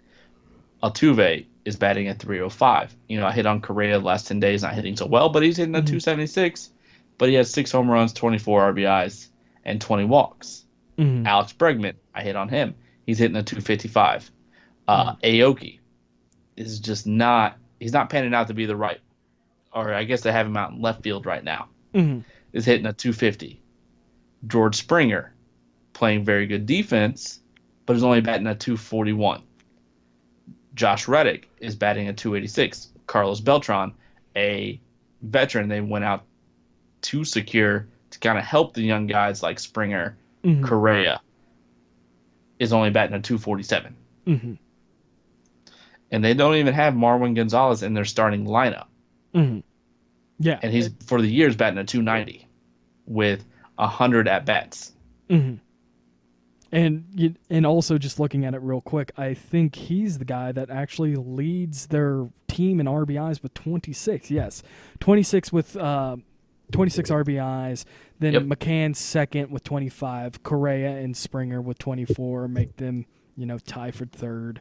And then Altuve, the guy that, you expect a lot from. He's more of your runner, your runs in type of guy. He only has 22. And also he leads the team in home runs with 10. Brian McCann, then George Springer with 9 is the next guy. And then Jose Altuve with 7. Yeah. So it's the fact that Marwin Gonzalez is not getting everyday at-bats at this point. Granted, he has 37 games played, but at what point do the division-leading Astros keep an Alex Bregman in? It's it's a difficult question, of course. Do they even try to put him at first? Because by what Roster Resource says, he's an infielder, outfielder, pretty much utility. Looking at his fan graphs, they have him as first base shortstop. So what is the opportunity? So when do they have that opportunity? Well, first of all, Marwin Gonzalez right now, he can either take the DH spot which Carlos Beltran has at the moment, or he could take, if I can read it real quick, Yulesky Gurriel's spot. And those guys, as you said, Gurriel at the moment with a 268 and Beltran with a 247, it would be a plus. It would be a major plus depending on who looks at this. So, yeah, and Baseball Reference had him listing as shortstop, first, and third. See, there you go. See, that's where I was just like, do you keep Bregman in? I'm like, okay, I do see him as a utility on one side. And, yeah, that's another thing, too. Do you keep Bregman in also? And with Bregman being only 23 years old, he has options down to AAA. Mm-hmm. And you never want to have to send a guy down like that who is a good prospect. But at this point, he is doing decently well for his first year. Mm-hmm. 43 games, batting a 255. And, of course, we have to say another guy going up for Rookie of the Year. So, you know. Yeah. But at this point, would it be beneficial for him to go down to AAA? And this is something we can't measure, is confidence and mentality. Would it be good for Bregman to maybe have another half season in AAA, then come up late August or September, depending on if Marwin Gonzalez can keep on this pace? Yeah, that's pretty much what it is. And, you know, because you can't send down Gurriel, you can't send down Beltran. Mm-hmm. Bregman's kind of the odd man out in this situation. Mm-hmm. Gonzalez can play third. Correa can probably even play third at this point. And it's not. And also, you bring up it's not a bad thing either. It's not a bad thing because his first year up in the big leagues, he's batting 255. Yes, is that typically below league average? Yeah, but he's 23 years old. Mm-hmm. And he's second youngest. He's second youngest on the batting side, the position players. Yes, and not even to say somebody has to go down to AAA. Somebody can just sit on the bench for a while. But of course, you want a guy that get hits a lot. Bregman's not the type of guy that you want to sit on the bench. Yeah, because you want him getting every day at bats. That's what I'm getting at. Yeah, and again, because it's harder for a guy like Bregman to come in once or twice a week and play a game, because you're really not going to tap into that potential. Mm-hmm. If you want to tap into that potential, he needs to be getting every day at bats, no matter what. And if that means down at AAA to where he's getting every day at bats until, like I said, August, mid-August or something like that, so he could be on the playoff roster, then so be it. But if you want to maintain and secure a better lead at this point, Marwin Gonzalez getting every day at bats has to be the better option. I do agree with that. And, we kind of, danced around with questions, and I just don't see these guys letting up, and especially with a couple of these teams being what we've already talked about, how it doesn't look like any of them are going to challenge Houston besides Texas. But again, that's all about injuries. And if they go full strength, it's still the same thing. Texas is the only team to challenge. And granted, right now they're having a little bit of problems at the back end of their rotation with Musgrove and Fires coming in with +5 ERAs. Mm-hmm. But you take a look at their bullpen. Their bullpen's pitching well. Ken Giles, 344, 12 saves.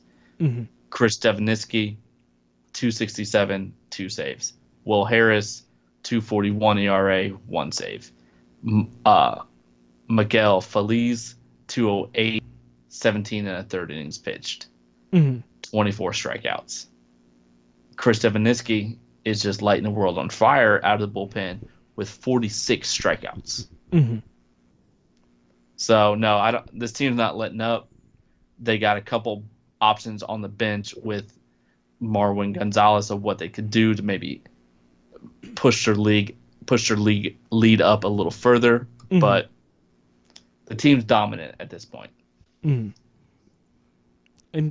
yeah, that's pretty much it. I don't have any questions for you division-wise or wide or with the Astros. So is that everything you wanted to say? Do you have any other comments that you would like to say? I really don't. Alrighty, so I guess it's not I guess, it does lead us up to the break here on the MLBeers podcast. When we come back, we will talk about the NL West, the other Wild West, and of course our delicious beers that we're having tonight.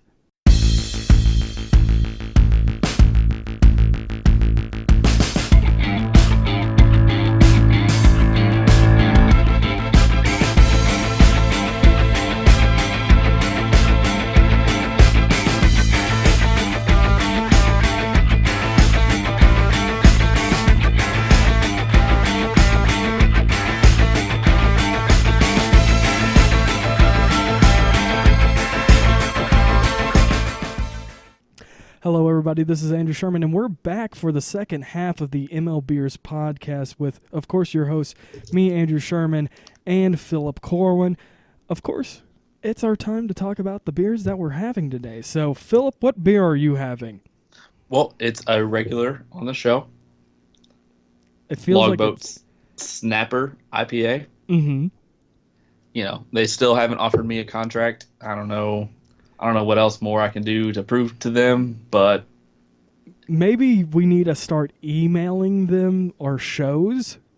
Yes, just every week. Just email them the shows and tell them that we've always talk about them. Maybe if Logboat does have a Twitter account, maybe when we post our stuff onto Twitter and Facebook, we can just tag them in the comments section of it. And, of course, pray to trap Jesus and all that stuff. But, he pours up our styrofoam cup and just answers all of our prayers. Yes, answers all of our prayers with his witty vocabulary. And hopefully he'll take his mask off for us, though. Yes, of course. I would love that. You know, chasing chicks...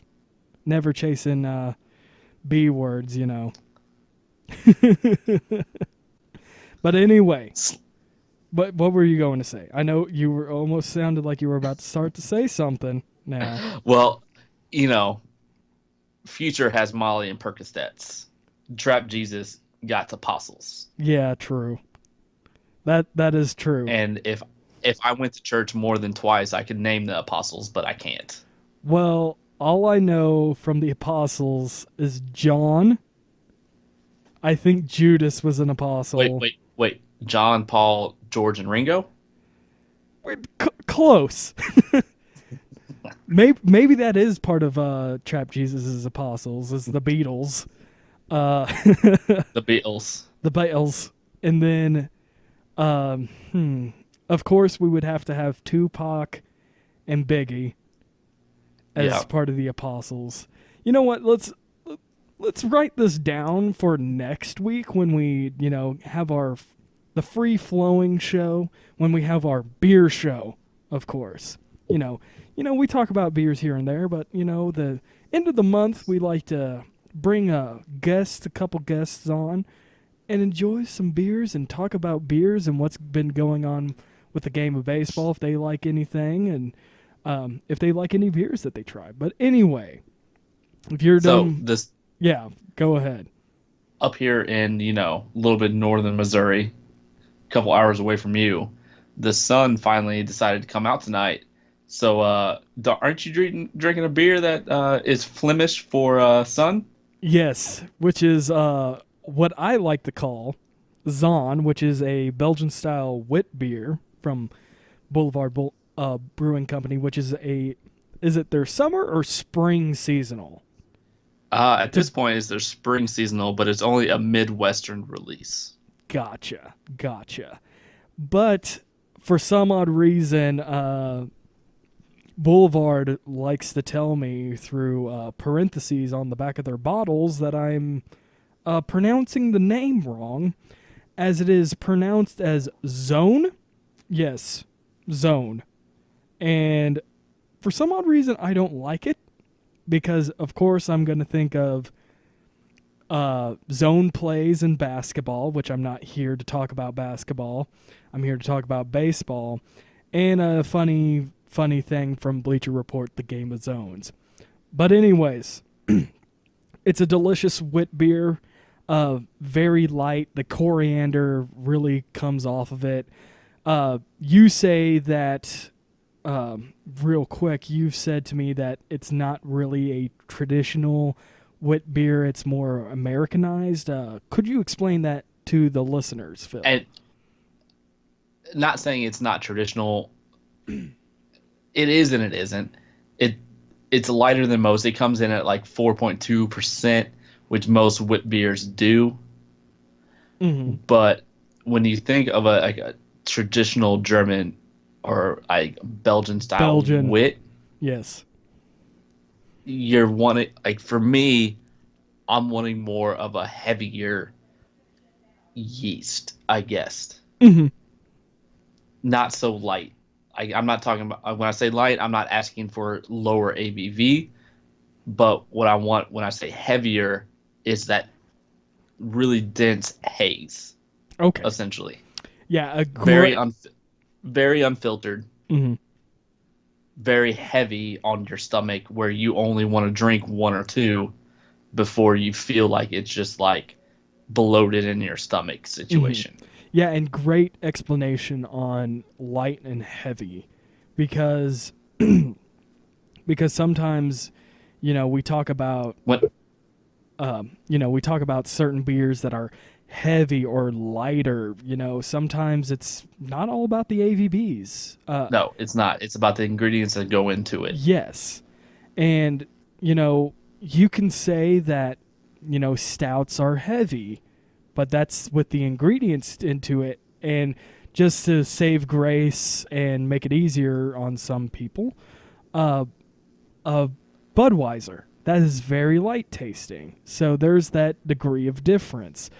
And if you really want to get into the difference, drink a stout and then drink a porter.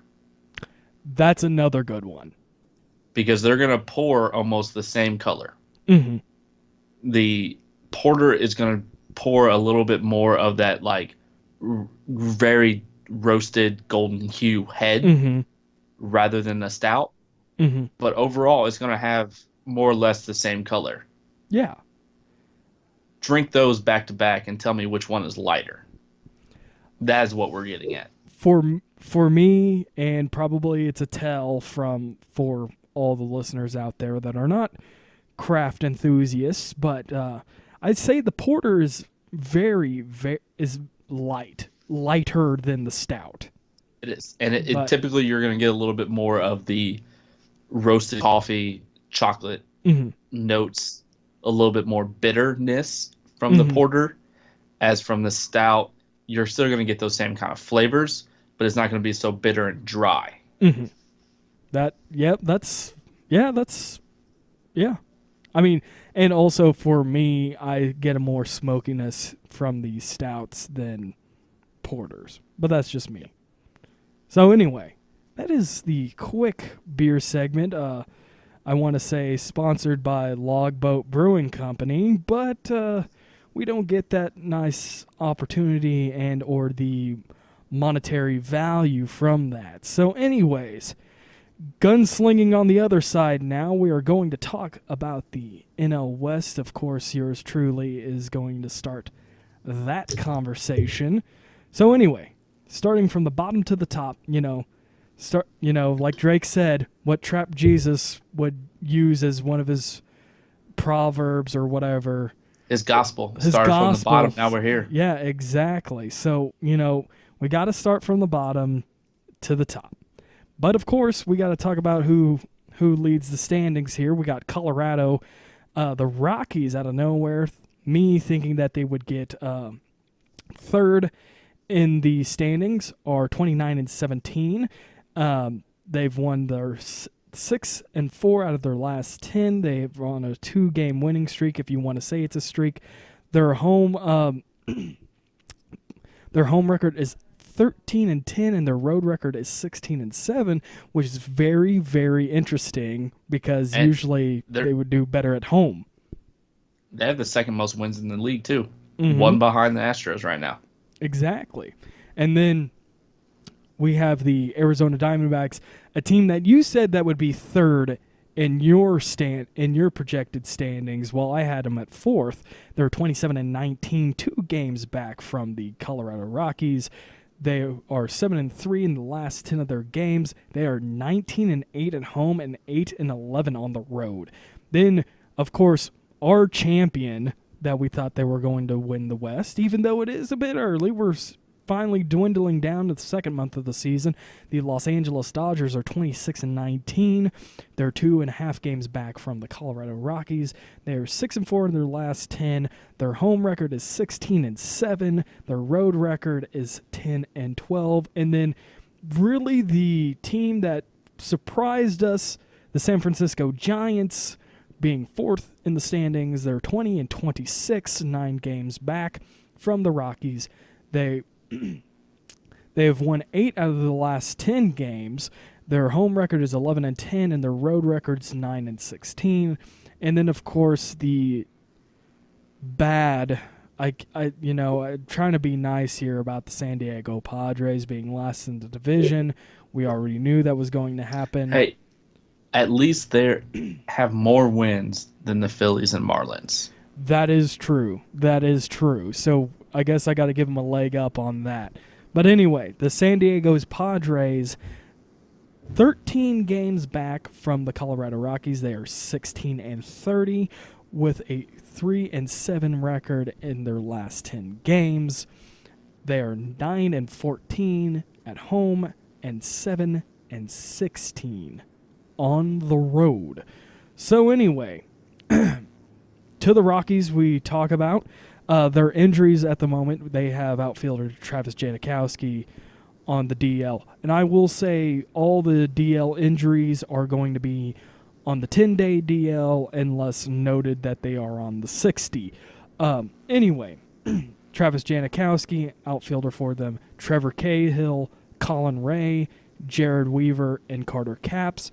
So if you look at it without even looking at the stats, 3 out of their 5 starting pitchers from the rotation, starting of the year, are already on the DL, which is very interesting. The schedule since last Monday, which would be, I'm guessing, the 17th, if I'm correct. Anyway, the 15th. My bad. Anyway, they went 2-5. They beat the Brewers in the first game, then lost the next 3. They played against the Diamondbacks, which really was not a fun game unless you get to the last game of the series where they won 5-1. The D-backs just rolled them in the first 2 games, losing 10-1 and 9-1 respectively. The next 3 games, though, I think they're. I'm trying to be nice again, but it's not going to happen. The next series that they will face will be against the Mets in a 3-game series at Citi Field. I almost said Shea Stadium. Then, of course, they're going to face the Nationals, which is not going to be really nice on them. And then they're going to come back home to face the Cubs. So anyways, what about this team that really caught my eye? Trying to, find something that's really good for this team. And in the last 14 days, if I can get this up real quick, and I'm just like hiding, secretly praying to trap Jesus to get this, loaded for us. Looking at the Padres, they've obviously loaded up with a lot of top-tier prospects. Mm-hmm. And that's what I was about to get to. I mean, you got your guy, Hunter Renfroe, Manuel Margot, Austin Hedges, Yervis Solarte, if I'm saying that correctly. Jan Jervis I think that is the correct way of saying that. I want to say Ryan Schimpf, too, is a guy that they that came through the system, but he did not. He came through the Toronto Blue Jays system. But anyway, Will Myers is finding a very good home at first base for them. Yes. 11 home runs, 278 for the year. Mm-hmm. Yes. And their pitching is what's really letting them down right now. Mm-hmm. And, the last 14 days, they're not doing so hot. Going by plate appearances, I know you go by at bats. Plate appearances is the name of the game on Fangraphs. In the last 14 days, just going by plate appearances, by the most plate appearances, Hunter Renfroe, 52 plate appearances, 256 batting average. Will Myers, 52 plate appearances, 205 batting average. Manuel Margot, 50 plate appearances, 217 batting average. Corey Sprattenberg, 47 plate appearances, and with an average of 222. Yervis Solarte, 45 plate appearances, a .098 ERA.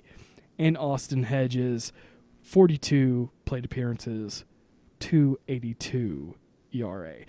Really the guy, the guy that you see as the, as the everyday lineup.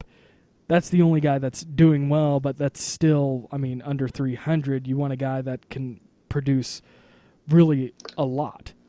But, then when you look down at it all the way, there really isn't a guy that's doing that. You could say Alan Cordoba is a guy that's doing well right now. He has a 292 average for the season. In the past 14 days, he has a 379. But what were you going to say, Phil? He's only coming in with 65 at-bats for the season. Yeah.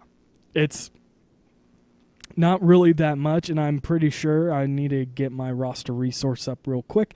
I'm pretty sure he's not even a starter, and that's where it's kind of in a way. Yeah, he's not even a starter. He's your third bench player as it's said on roster resource.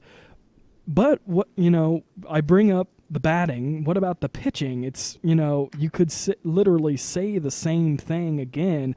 With the last 14 days of pitching, we have Clayton Richards doing probably better than most with a 3.27 ERA. Then it just gets bad from there. Luis Perdomo has an 8.40 ERA. Jared Weaver, 3 games started, 13.97 ERA.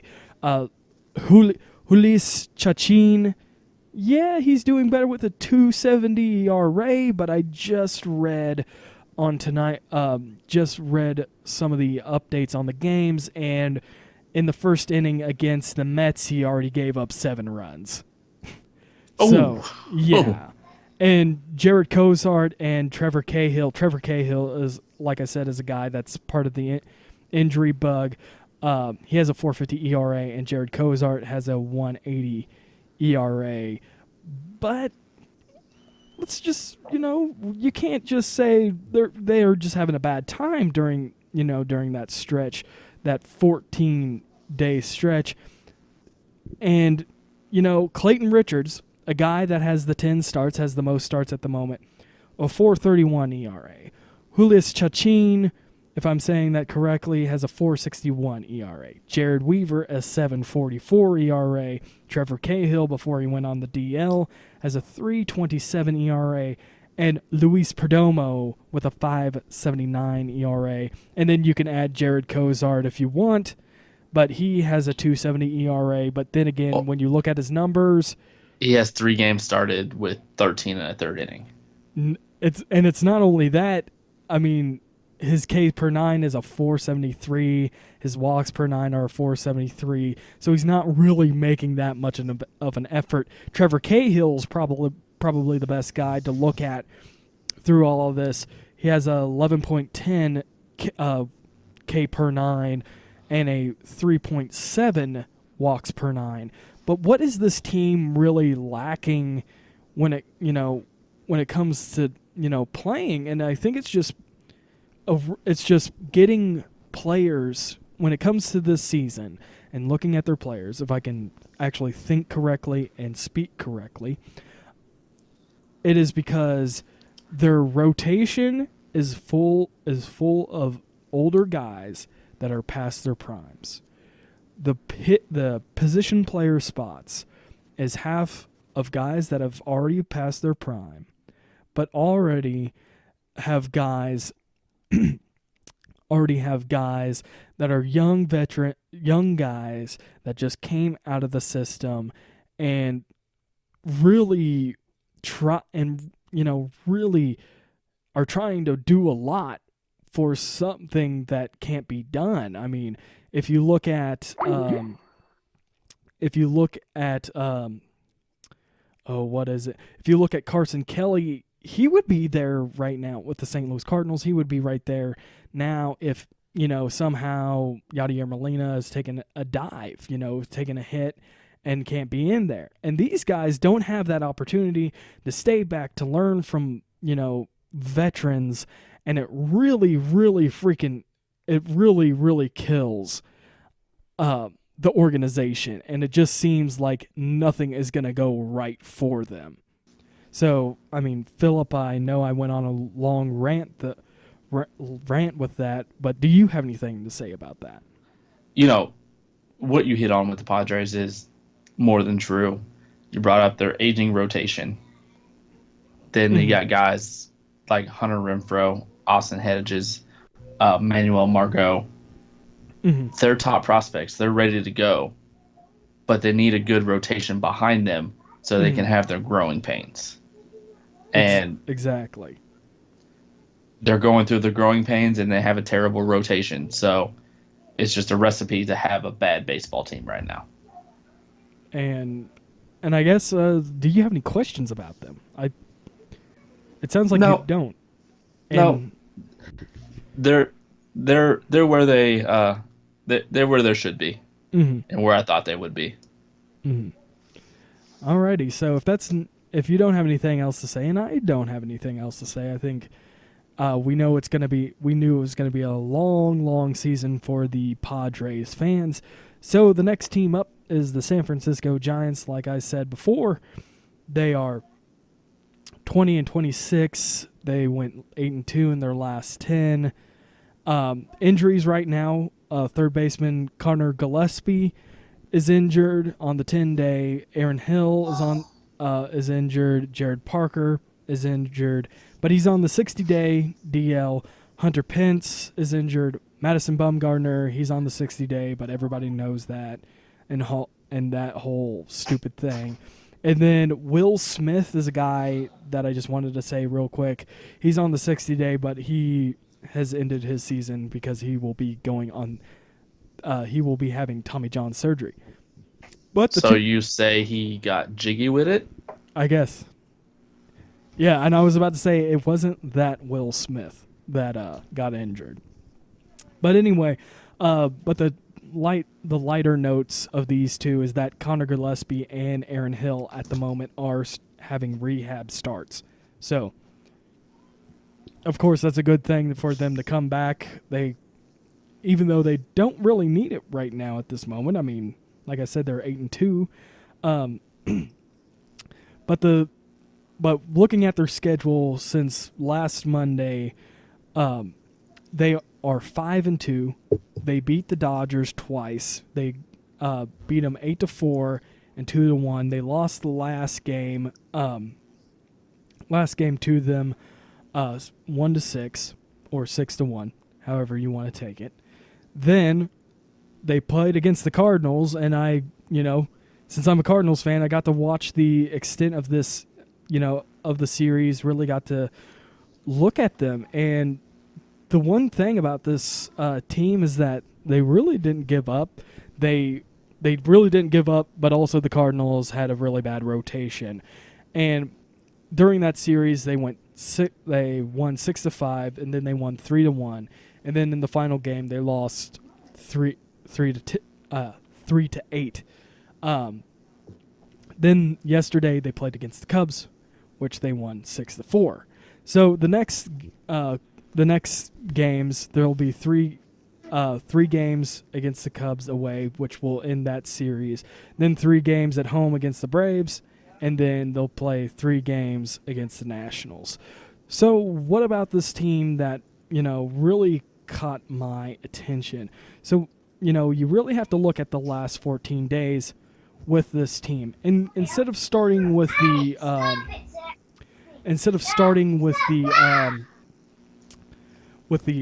hitting, it's all about the pitching. Hey, it just like siblings fighting. You got the Giants trying to claw their way out of the bottom of the division. Yeah, exactly. But anyway, for all you those who are listening, you will hear that. Oh, I'm pretty sure it's already been picked up. I'm just trying to battle through it, But anyway, my dog decided to open my studio door, and it's a loud one. It's a loud one. But it's bedtime.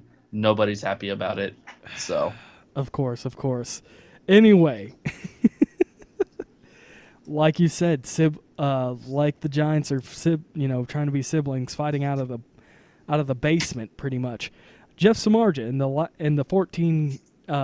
last 14 days. Jeff Samardzija, 21 and 2/3 innings pitched. He has a 3.74 ERA. Tyler Blatch, he's pitched 21 innings with a 2.57 ERA. Matt Cain with 17 innings pitched and a 5.29 ERA, if I can actually talk. And that game was the game that the Cardinals won.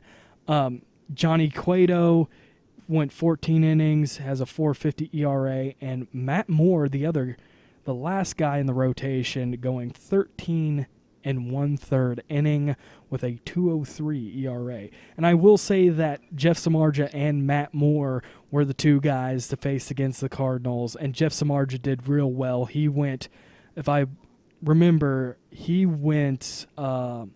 innings in that game against the Cardinals. Yeah, and you look at what the rotation is doing for the year, and minus Madison Bumgarner, who lost 3 of the 4 games he started this year. Mm-hmm. Each one of their guys that have started a game has a +4 ERA for the year. Mm-hmm. Yeah, I was about to say that. That was the saying with all that. That was the last 14 days. When you look at the full seasons, though, it's much, much different. Again, Jeff Samardzija, 4.57 ERA. Johnny Cueto, 4.50. Matt Cain, 4.91. Matt Moore with a 5.37. And Tyler Blanche with a 4.10 ERA, which he has the best ERA, but he's only started 6 games. And he's a guy, he's that middle reliever guy that came through the bullpen and just became the 5th in the rotation. Hitting wise, though, what is really different with these guys is that at the moment, Buster Posey, he's always up there. He has a 3.59 batting average. Eduardo Nunez has a 3.06 batting average. Denard Span with a 3.26 batting average. And these guys look good during the Cardinals series. And, of course, these are the stats from the last 14. If you want to add Nick Hundley for some odd reason, even though he has 19 plate appearances, not really a guy to talk about. But what about, on the other side? What about the full season? Of course, Posey, still your guy, 3.62. Brandon Belt, is another guy that we should be talking about, but he has a 2.41 batting average, and he had a 2.71 batting average in the last 14. Eduardo Nunez, he's hitting 3.06, but he's, really hitting 2.71. Joe Panic, 2.68. He had worse numbers in the 14 days. Hunter Pence, I really can't say much because he was injured. He has a 2.43 batting average. Brandon Crawford, 2.65, and it's the same. And I mean, it's kind of the same thing. Brandon Crawford had a 2.86. He's not really doing much in these areas. A guy that you really have to look for is Christian Arroyo, the The guy that really came out of nowhere for this club. He was top prospect for that club, and in the early part, he was really shining. He was doing really well, but now it's really not really happening. Of course, he has a 212 batting average, and in his last 14 has a 184 batting average. But what makes this team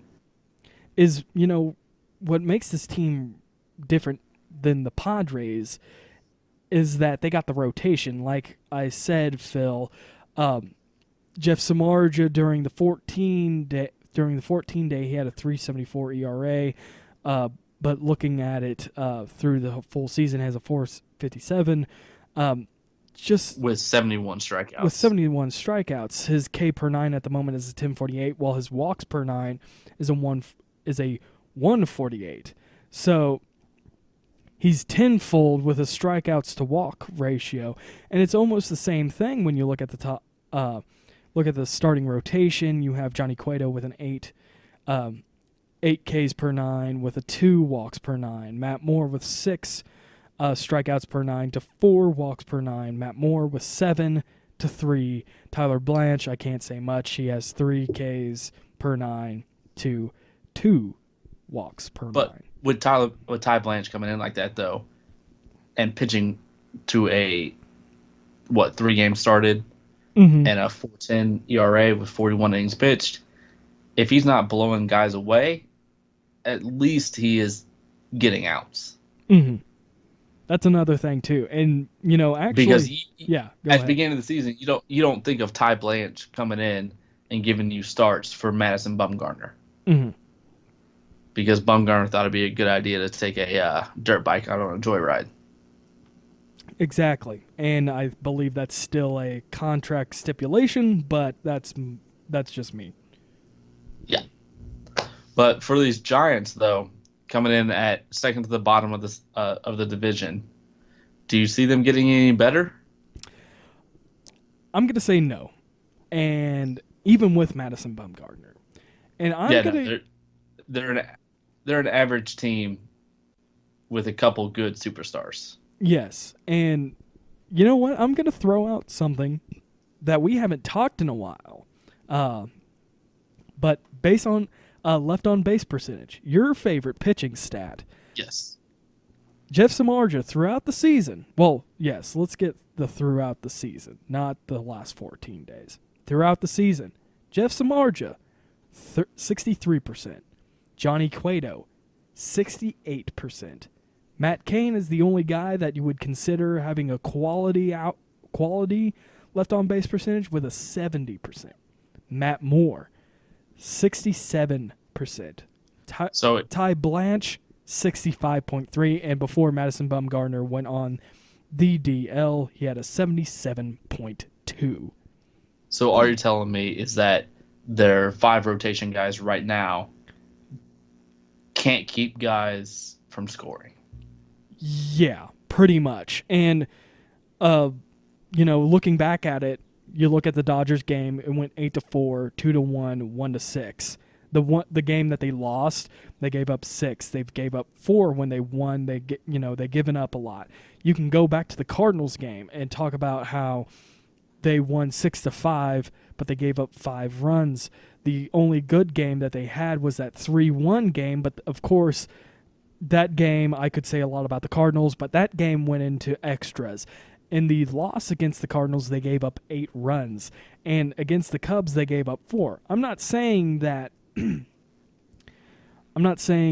you have to be perfect every time, where you have to be under 3 or under to be a really great rotation, but you're giving the guys opportunities to score, and that's where you have the opportunities where you give up 4, 6, 5, 8, and 4.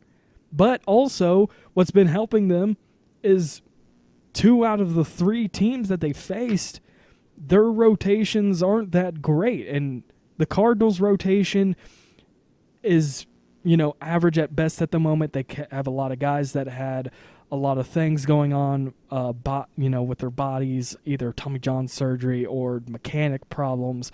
The Cubs, they're kind of the same at the moment, but they're an upgraded Cardinals rotation where, yeah, they might have some minor tweaks, but they can still actually throw. And I guess if you don't have anything to say, I guess this might be a good segue into the next team. Like I said, if you don't have anything else to say, not about the Giants. Which leads me into the next segue is that when they face the Dodgers, it's kind of the same way. You think of the Dodgers as this dominant team, but they've, really are a team that's kind of, it's kind of like, how we say Mike Trout and the Los Angeles Angels. It's almost Clayton Kershaw and the Los Angeles Dodgers. I mean, but the difference is, though, they have a lot better starting nine. Oh yeah, than the Angels have. Yeah, when you go Grandal, Gonzalez, Forsythe when he's not on the DL, Corey Seager, Justin Turner, and Puig. Mm-hmm. Just not even that. But if you look at the rotation, the rotation, Alex Wood. Yeah, I was just going to say that in the full season, Alex Wood has done well. Clayton Kershaw's done well. Brandon McCarthy, he's under 4, so you can say he's done well. And that's where, the difference makers between these games have been with the Dodgers and the Giants is that the Dodgers, behind Clayton Kershaw, these guys, and Kenta Maeda, these guys are kind of unknowns in a way. You have Brandon McCarthy, which he's hit or miss, but he's done real well this season. Alex Wood, a guy that came up through the system, doing really well. Hyun-Jin Ryu, if I said that correctly, sorry if I did not. Anyway, if I can focus, he's started 7 games. He has a 4.57 ERA. Julio Urias, a guy that has a 5.40, and he's only 20. Rich Hill isn't. Yeah, I think at this point, Julio should probably get some more time down at AAA before they really push him too much. Mm-hmm. And I think that's what's going to happen with them. And of course, Rich Hill finally coming up through I guess doing well in a full season situation. Rich Hill with 2.77 ERA. So if only he can get his blisters under situation. Yes, that is a common thing with pitchers, which I did not know until Rich Hill. Anyway, you see more blisters with like knuckleball pitchers and stuff like that. Mm-hmm. Guys are using more tips of their fingers, inside of their fingers more. But if you think about it, though, if you're throwing a two-seam fastball and you got your index finger and the inside of it starts to blister up because you're using that seam over and over and over again, it's going to be hard to get the same grip every time. And what's interesting is doesn't it form a callus? So it's just like you should be used to it already. I can attest that because like when I played tennis all through high school and stuff, right where my racket hand, my right hand, that middle part of your thumb, that from there over was completely calloused. Yeah. And like the bottom parts of your fingers where they meet the top of your hand, that bottom knuckle, I guess, on the inside, all 4 of those were all completely calloused over. So that's where I'm just like really questionable about like you have blisters on your hand, but you're used to pitching. But, there are professional athletes that were probably playing a lot more sports than I was. So. It could be a whole different thing, right? Oh, yeah. Exactly. But going back to the Dodgers, though, they got 3 guys in their bullpen that are just, I would say, dominating right now. With Kenley Jensen, Josh Fields, which he's done a phenomenal job, and Pedro Baez. With with the guys that I said, 159 ERA, a .96 ERA, and a 147 ERA, respectively. And I totally forgot to really talk about the injuries real quick. And I guess, I wanted to make that nice segue into the Dodgers, with the Dodgers and how, really the difference is by their pitching. But anyway, the Dodgers right now, besides having a good rotation and a good bullpen, Justin Turner's injured. A guy that's played third base, he's injured. Andre Ethier's injured. He's on the 60-day DL. Andrew Tolles is injured. A guy that, you really don't think about a lot because again, he's injured. Scott Kazmir, starting pitcher. Kenta Maeda, he's injured. He's rehabbing at the moment, but they're saying that he'll start this Saturday. And Adam Liberator, if you want to say that, he is on the DL. And besides the pitching, which I think we've talked a lot about and not given any credit to the hitters of the Los Angeles Dodgers. The Dodgers are doing pretty well. In the last 14, Corey Seager with a 304 batting average. Then you have Yasmani Grandal with a 474 batting average, and then Chase Utley with a 375 batting average. You can talk about Justin Turner before he got onto the DL and all that stuff. But guys to also look at, even though they're not doing so hot in the last 14 days. Cody Bellinger, 2.65 ERA. But this guy is tied for second in RBIs in the last 14, and he leads the team in home runs in the last 14. Chris Taylor, another guy that you don't expect to hear a lot, but he's in for Tolles, and he's swinging right now at 283. So you're getting the support guys to get in. What were you going to say? While we're talking about Chris Taylor right now, mm-hmm. For the year, he's hitting a 333 at 26 years old. There you go. And he had his first major league season at 2014, mm-hmm. and he only had 136 at-bats. Mm-hmm. That's the most at-bats he has had since 2014, where he batted a 287. Next year, in 2014, he only had 94 at-bats. 2016, between Toronto, Seattle, and Los Angeles, mm-hmm. he only had just about 26 at-bats. Yeah. And so for his 4-year career, he's only had 375 at-bats, and he has a 256 average. And right now he's hitting a 333. Yeah, which is, really interesting that he's doing so well for this team, even though he's been around.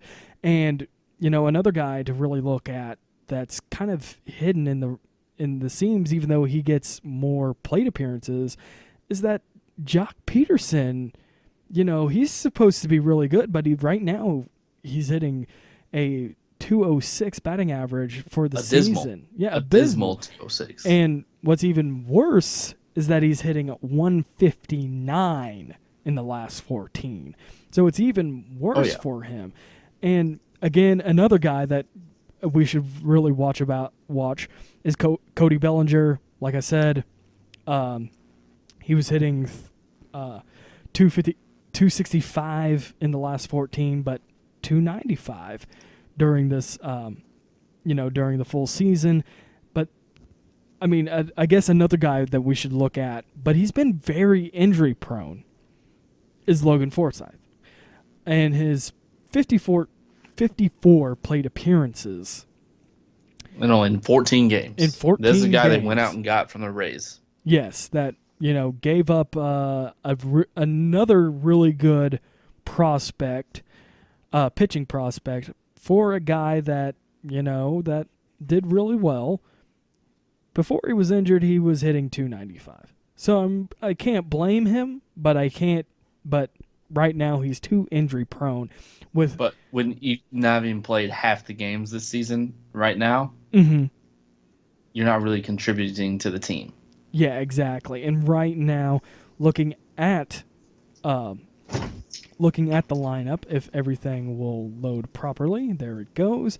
And your second baseman is Mr. Chase Utley, a guy that is very, very, I hate to say it, old. He's 38, and really a guy that, Chris Taylor could probably take a spot, which Chris Taylor right now has been mostly taking the outfield spots. But, I mean, what can you do? What can you do? So do you have any questions for me about the about the Dodgers? Yeah, I do. Looking at Brett Eibner. Okay. And 16 at-bats and 8 games. Yes. Very small sample size. 2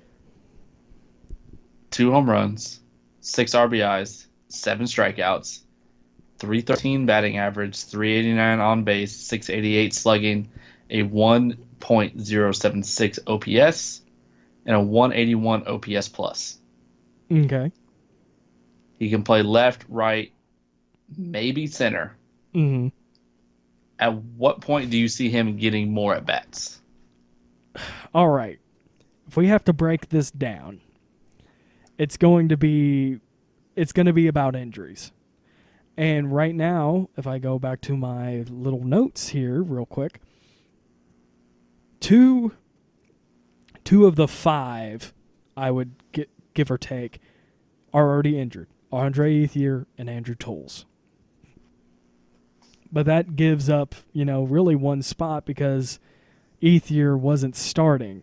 So you have Yasiel Puig, Jock Peterson, and a mixture of Cody Bellinger and Chris Taylor. Bellinger goes in to first with Gonzalez, giving him rest or injury, which Bellinger was at first when Gonzalez was injured. So now you really have 2/3 people left in front of him, which is Austin Barnes, kind of Kike Hernandez, and Trace Thompson. And, Trace Thompson, he's back down in triple. He's seen some time. So is Rob Segedin, which I think Segedin is mostly a infielder. But Trace Thompson, he's back in AAA. But okay, here we go. Austin Barnes, my fault. He's an infielder. I thought he was mostly an outfielder. Kike Hernandez, which I said was a guy. Chris Taylor, which I already said was a guy. Franklin Gutierrez is a guy that they got from free agency this winter. So was Brett Eibner.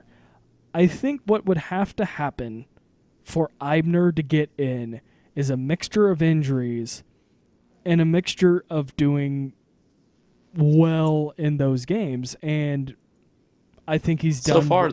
And so he's far done in well. his 8 games, though, he has proven at least he doesn't need to be the everyday player. Yeah, that's what I was saying. In he 8 did games, well. he's hitting over 300 with 2 home runs. And then you could cut that even more with the last 14, start 5 games, 13 plate appearances with a 364. I think what's going to be the difference maker between what Brett Eibner has to do to get in as an everyday outfielder will probably have to come down to him lowering his strikeout rate. And you can argue about Cody Bellinger having a 40.7 strikeout rate. Well, Cody Bellinger is also, he came in at the right time when Adrian Gonzalez got injured and really flourished during that time. Like I said, 4 home runs in the last 14 days. But total, Cody Bellinger has 30 strikeouts. And you're right. Looking at Brett Eibner, 7 strikeouts and 16 at-bats. Yeah. And that's another means thing almost too. That's almost half of his at bats are strikeouts. Yeah, he has a 38.9 strikeout rate, and that's where we'll have to come through. Franklin Gutierrez is kind of the same way. You can kind of argue between those two, but you give Eibner kind of the benefit with the three of the doubt because he's 28 years old. Gutierrez is 34. Yeah, so Eibner has the 2 home runs, 6 RBIs, and a .313 batting average. Mm-hmm. And so yeah, and he has a luxury. Eibner could play center field too. Yeah, when given the opportunity. Yes, when given the opportunity. Do you want him in center field every day? God, no. Mm-hmm. You want him in a corner, but he's given himself the versatility to play all 3 positions in the outfield. Mm-hmm. And again, that's where the difference is with these for Eibner and the others out in the outfield for the Los Angeles Dodgers. So, anyways, enough about Dodger talk. If you're done talking about, if you don't have any other things to say about the Los Angeles Dodgers, let's talk about the second place team, the Arizona Diamondbacks, like we brought up earlier in the show, that you thought they were going to be third. I thought they were going to be fourth. But anyway, they are 27 and 19 with 27 and 19. They've won 7 out of their last 10 games. Their home record is 19 and 8, and their road record is 8 and 11. Looking at the Diamondbacks by injury, AJ Pollock is injured. Shelby Miller is out for the season for Tommy John, and Taijuan Walker just recently got onto the DL, which is the starting pitcher for the Diamondbacks. Since last Monday, they went 6-1. They swept the Mets.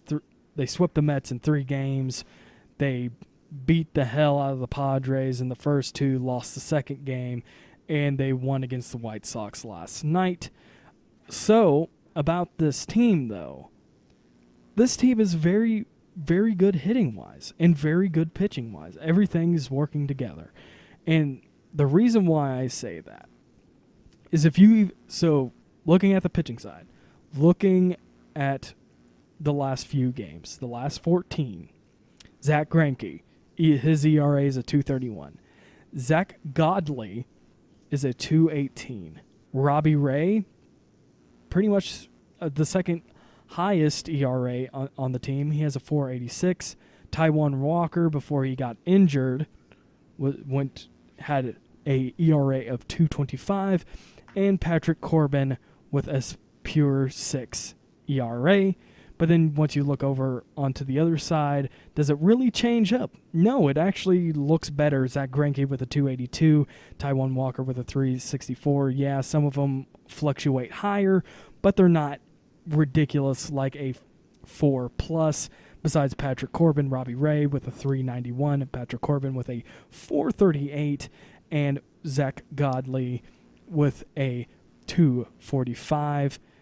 And Shelby Miller, before he got injured, had a 4.09 ERA.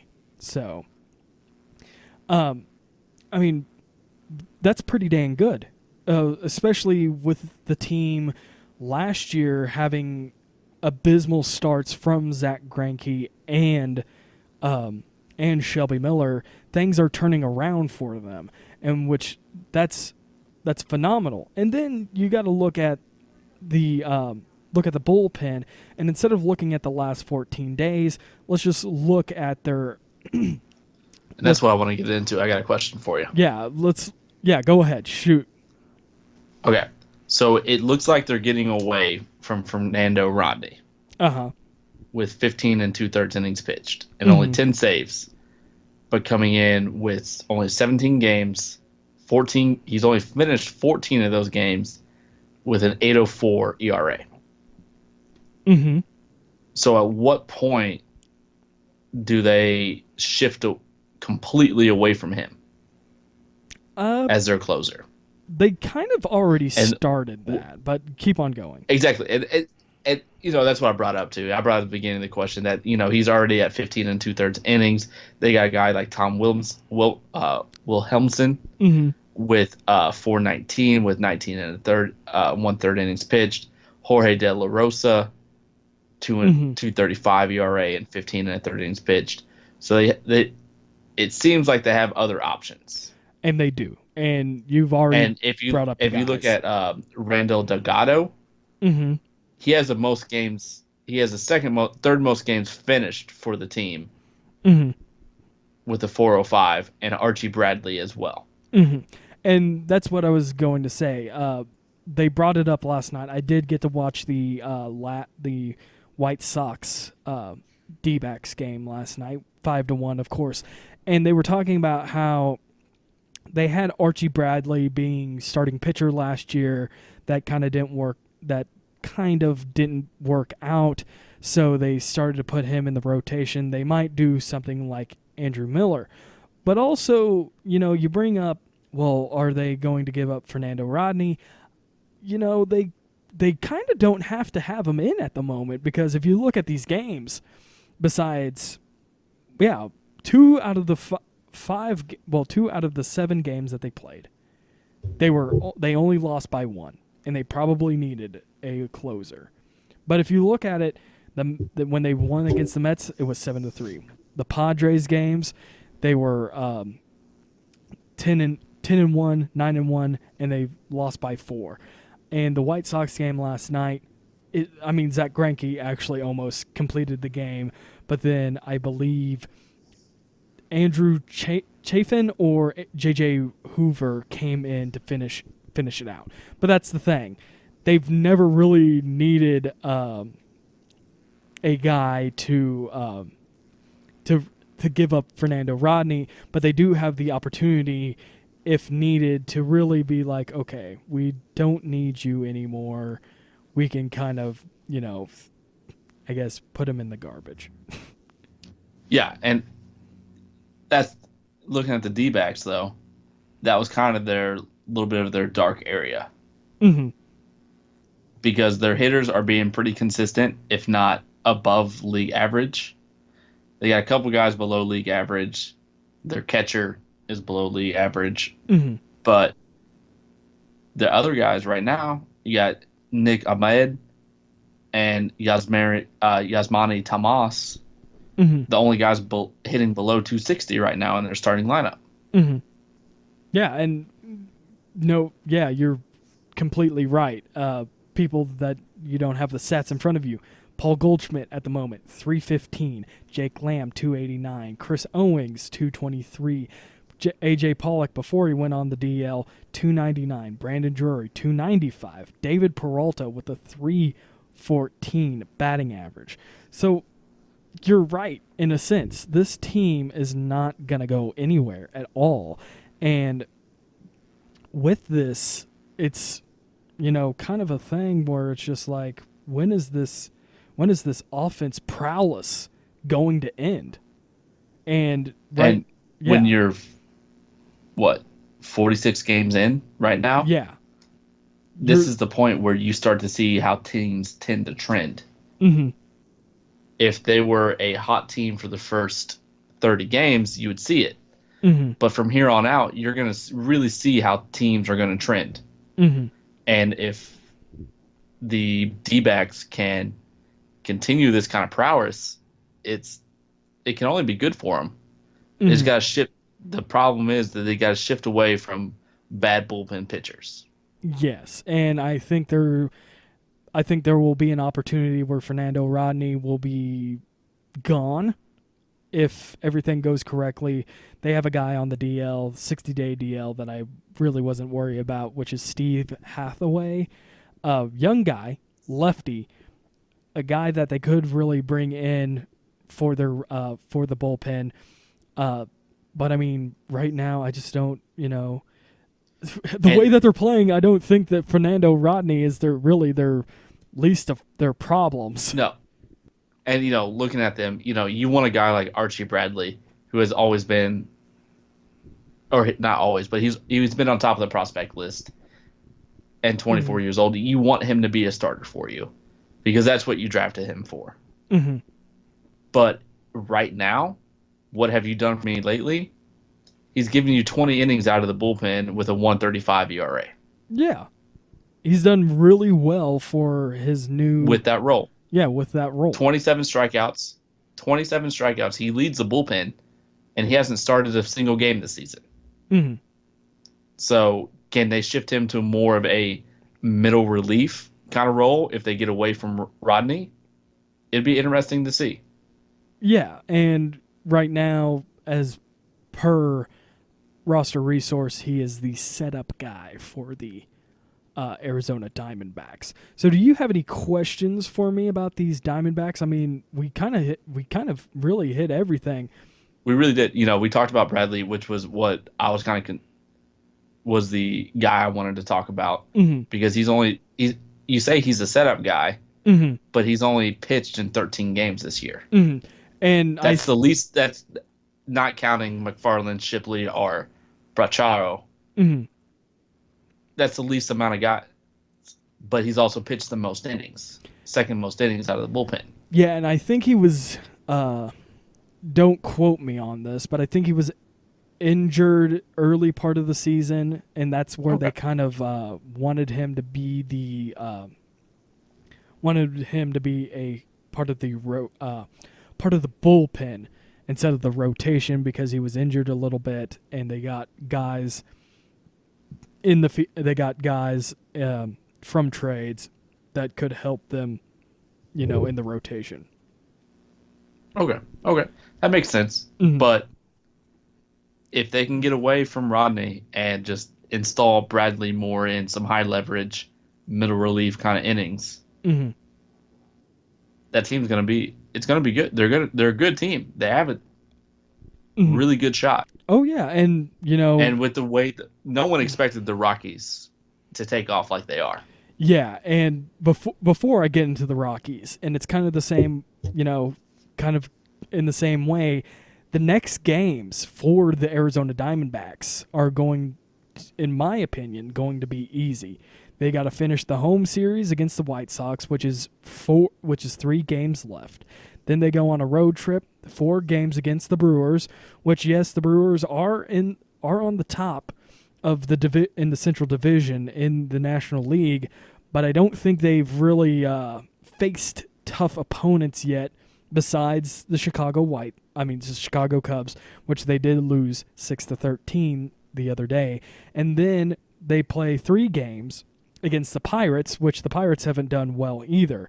So they're really, taking advantage of the smaller guys in the way. And that kind of brings up the Colorado Rockies. The Colorado Rockies, of course, division leaders. They are 29-17. They're 2 games ahead of the Arizona Diamondbacks. They won 6 of the last 10 games. Their home record, which is a bit odd, at 13-10, but they've really exploded on the road with a 16-7 record. But the injuries have been kind of shifty. They've had David Dahl, outfielder for them, not usually their starting outfielder. He's injured. And John Gray, pitching phenom for the Colorado Rockies, is injured too, and really has stunted my fantasy baseball team. But I also wanted to talk about Chris Bettis real quick, because I did not know this until I did my research. Chris Bettis also is the second person that I know in major leagues that had testicular cancer. So I guess something's in the water, I guess, as they say.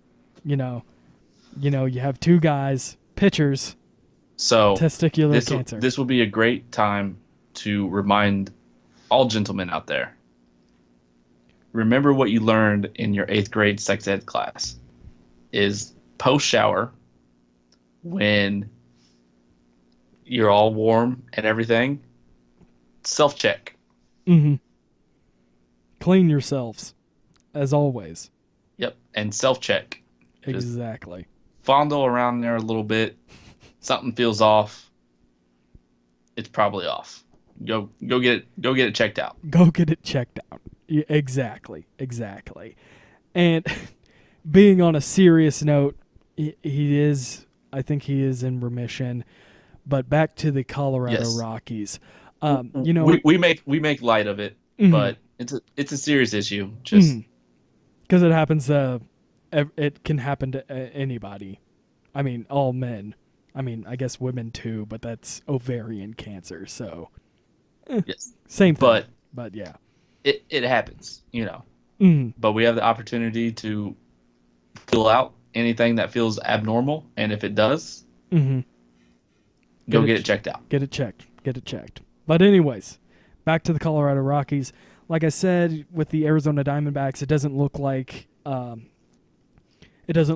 they're going to let up anytime soon with the easy teams that they're going to face in the schedule. The Colorado Rockies had the same thing. They beat the Twins twice. Then they played against the Reds. And I mean, the games against the Reds were really high scoring. The first game they won 12-6. The second game they lost, but it was 8-12. And in the third game they won 6-4. And then last night, I believe, they defeated the Phillies 8-1. So they can really rake the ball. But a thing that you have to look at too when you're looking at looking at the Rockies, is really the starting pitching. And just season alone, Kyle Friedland, Antonio Senzatella, Tyler Anderson, Tyler Chatwood, and German Marquez, the 5 guys that have the most starts in the rotation, have a 3.31 ERA, 3.67, 6.509, and 4.34. Nothing, too sexy about that. But then you have Jeff Hoffman, which he's had 2 starts, and a 3.29 ERA, but he's only pitched 13 2/3 of an inning. But what is it about this team that that really gets to it? And of course, it's going to the batting. But what were you going to say, Phil? While we stay on the pitching for a minute, can we talk about the comeback player of the year? Which I'm going to take a guess, Mr. Greg Holland. Like, look at his stat line: 18 2/3 innings pitched, 19 saves, 20 games finished. So he's only blown 1 save, and a .96 ERA.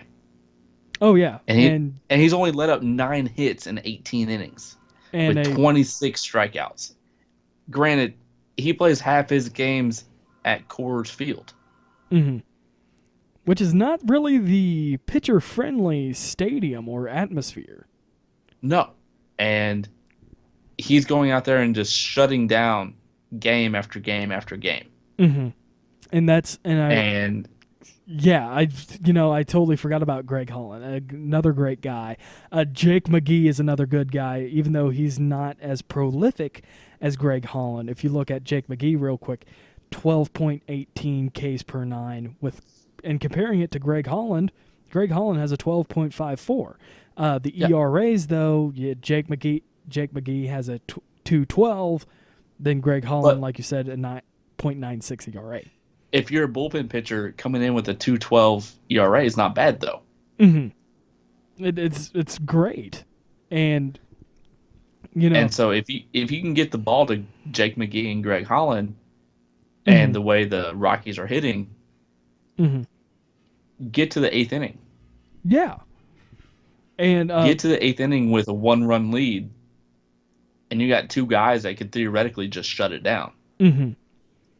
And I remember last year, Jake McGee was trying to actually start for them, and I think he did average, if I remember correctly. He wasn't spectacular. He had spectacular moments, but he wasn't spectacular all around.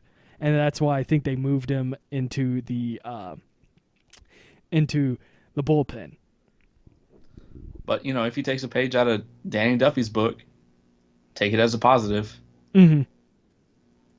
I mean, I guess, quote-unquote movement to the bullpen kind of feels like a demotion, but then again, you're still playing baseball. And you're still getting paid quite a bit of money to do it. That too. And, of course we can't forget about the, since we just talked about the Colorado Rockies pitching, of course we can't forget about the lovely hitting of the Colorado Rockies. It's kind of this, more jumbled around than the Arizona Diamondbacks. I mean, Charlie Blackmon, 321 at batting average. DJ LeMahieu, I want to say DJ did LeMahieu, something like that.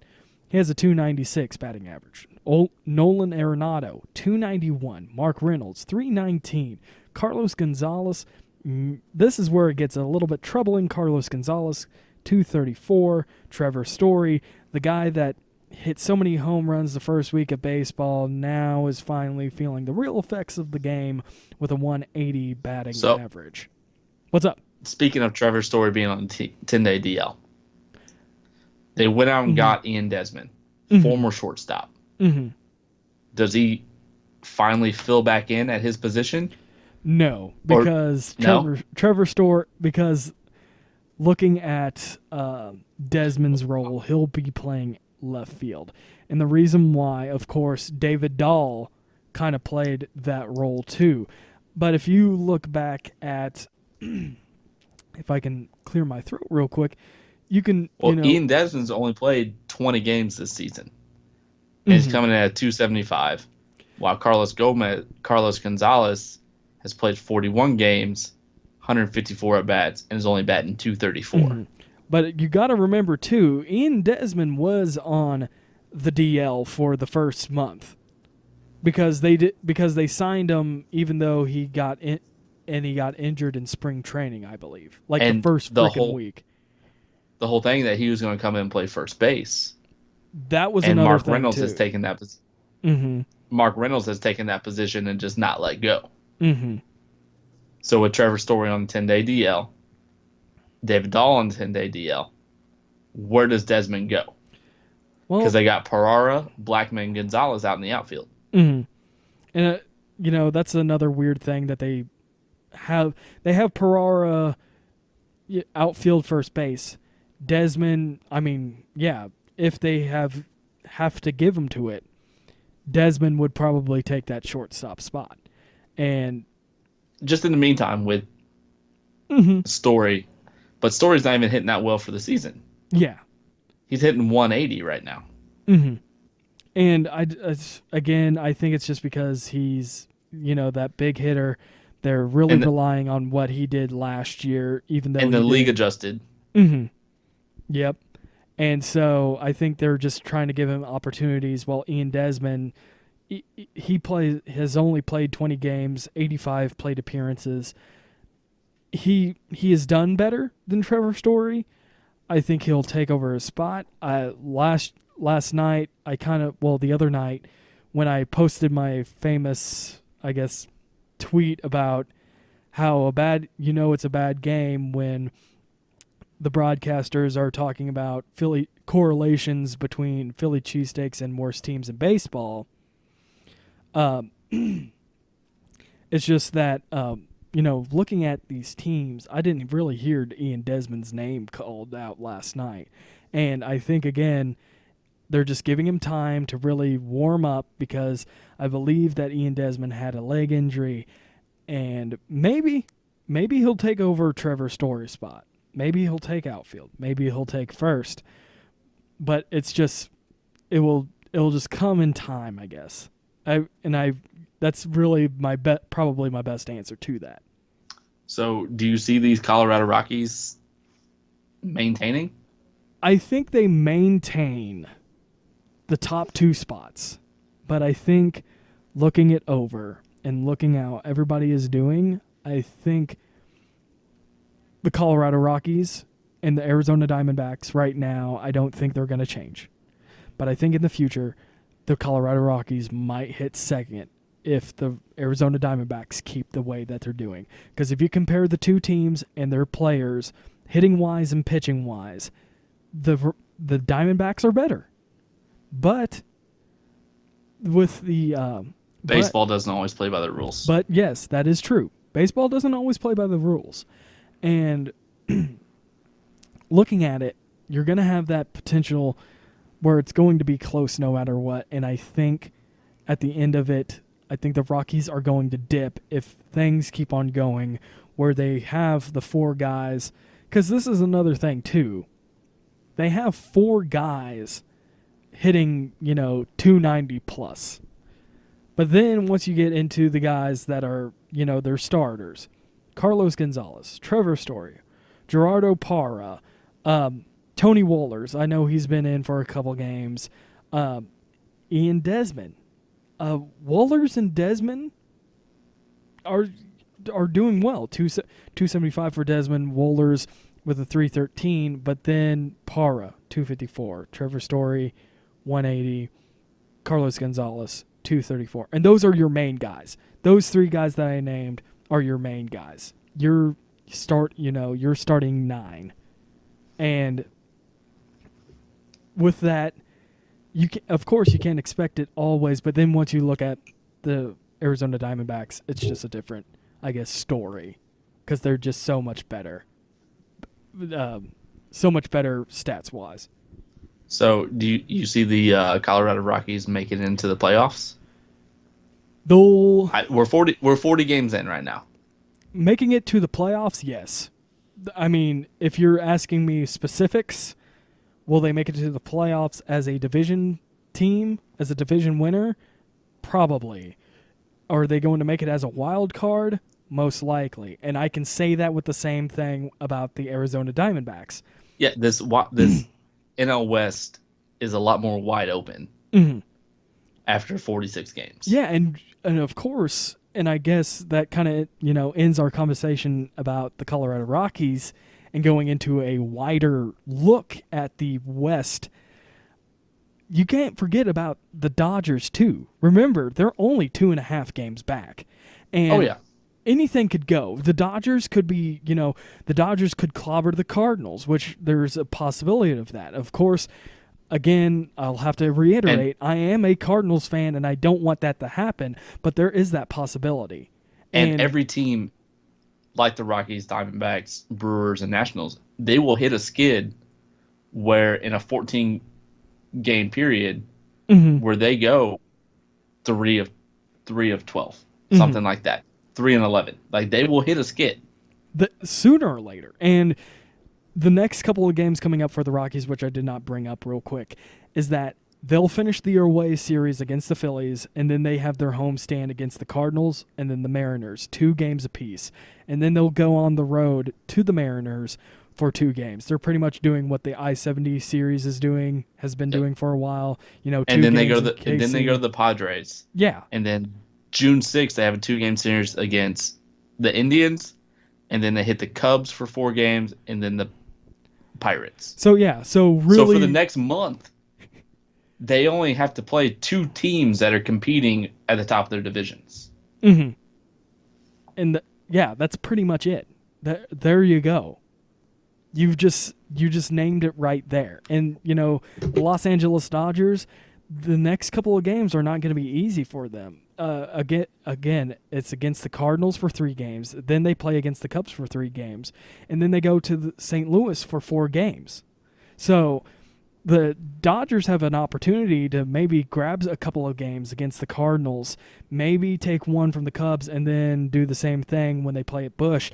The Arizona Diamondbacks, they have the opportunity to most likely sweep 2 of the 3 if given the opportunity. And then the Colorado Rockies might sweep 2 of the 3 teams in 3 of the 4 series, maybe. It just depends how it all goes down. So it's truly like the AL West. Not as much as the AL West. The NL West is truly a wild west because you don't know what's going to happen in the next couple of games. I look at the NL West a lot like the AL Central. Where there's 3, almost 4 teams competing for that first spot. That is a good Granted, comparison. the NL West is significantly better record-wise and stat-wise Mhm. than the AL Central, but when you look at them as a whole and compare games back and so on and so forth, games ahead, it's a lot like that. Mhm. Yeah, and you pretty much hit it. It's just like the AL Central. A lot of uncertainty is going to happen. Phil, do you have anything else to say about the West divisions? You have any questions for me to answer about these about the NL West or anything? No, man, I think we hit it pretty well. I think we did pretty dang well. And I have to say, throughout this whole entire recording of this episode, with all these stops and everything, we're finally going to finish here. So anyway, where can you find us on the internet? Of course, we have a Twitter at MLBeers Podcast. We have a email account, which is MajorLeagueBeers@gmail account. We have a Facebook, which is MLBeers Podcast. We have a website, which is MLBeers.wordpress.com, which you'll find, which is pretty easy. And of course, we have those tagged in our bios and everything else. If you go to Google search bar and type in MLBeers, we will pop up. Which is a win, because of course Yes. you want to be number one in the top searches, and we're number one. So I think our Twitter is our first, and then our website, the last time I checked. But that's been a while. Anyway, besides... Actually, right now that has our Facebook up. Nice. As number one. Nice. And then it has iTunes, and then our website. Exactly. So you can find us at all three of those. It's pretty simple. We're on Instagram too. You'll see pictures of me and Andrew posting beer photos, more or less. And of course, if you find our website, everything is right there too.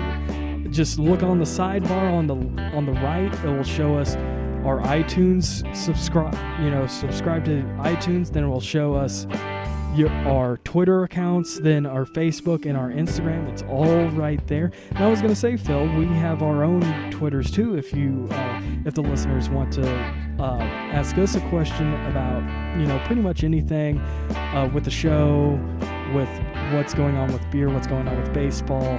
I'm more of the baseball guy per se.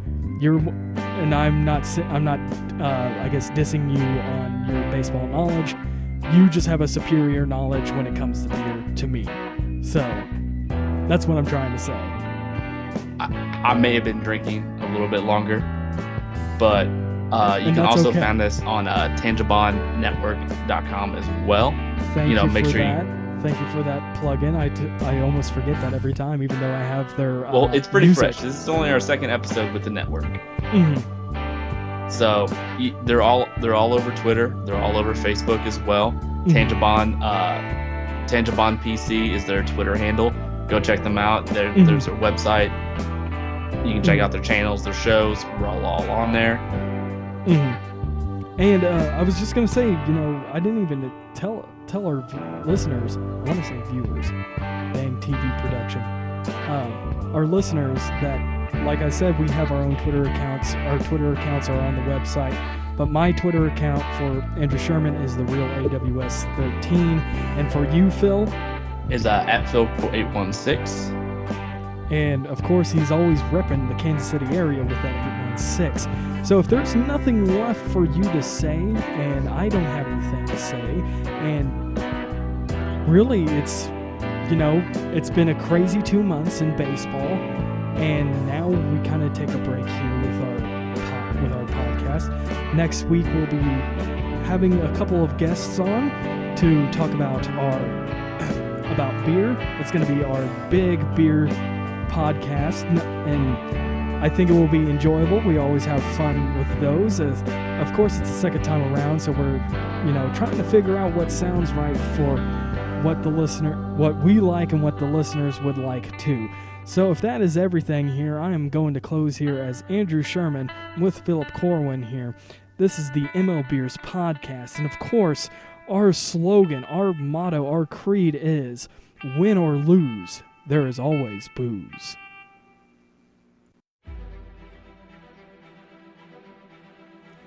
Hi, this is Mark. Congratulations, you have found this amazingly awesome show. Chances are you're listening to it right now on whether it's iTunes or Stitcher Radio or some other mobile app that allows you to stream this amazingly awesome show to your ear holes. And I can't stress how awesomely amazing this show really is. But did you know that you can also catch the latest episode of this show on the Tangibound Network? That's right. Go check out tangiboundnetwork.com. You can look them up and you can listen to it right there. It's even mobile friendly. What more could you ask for? Which means you can pull it up on your iPhone or your Android, even your Windows phone. Yeah, who has one of those? But still, point remains, you can do it. You can do it. Check it out, tangiboundnetwork.com. Listen to this show, the latest episode, every time.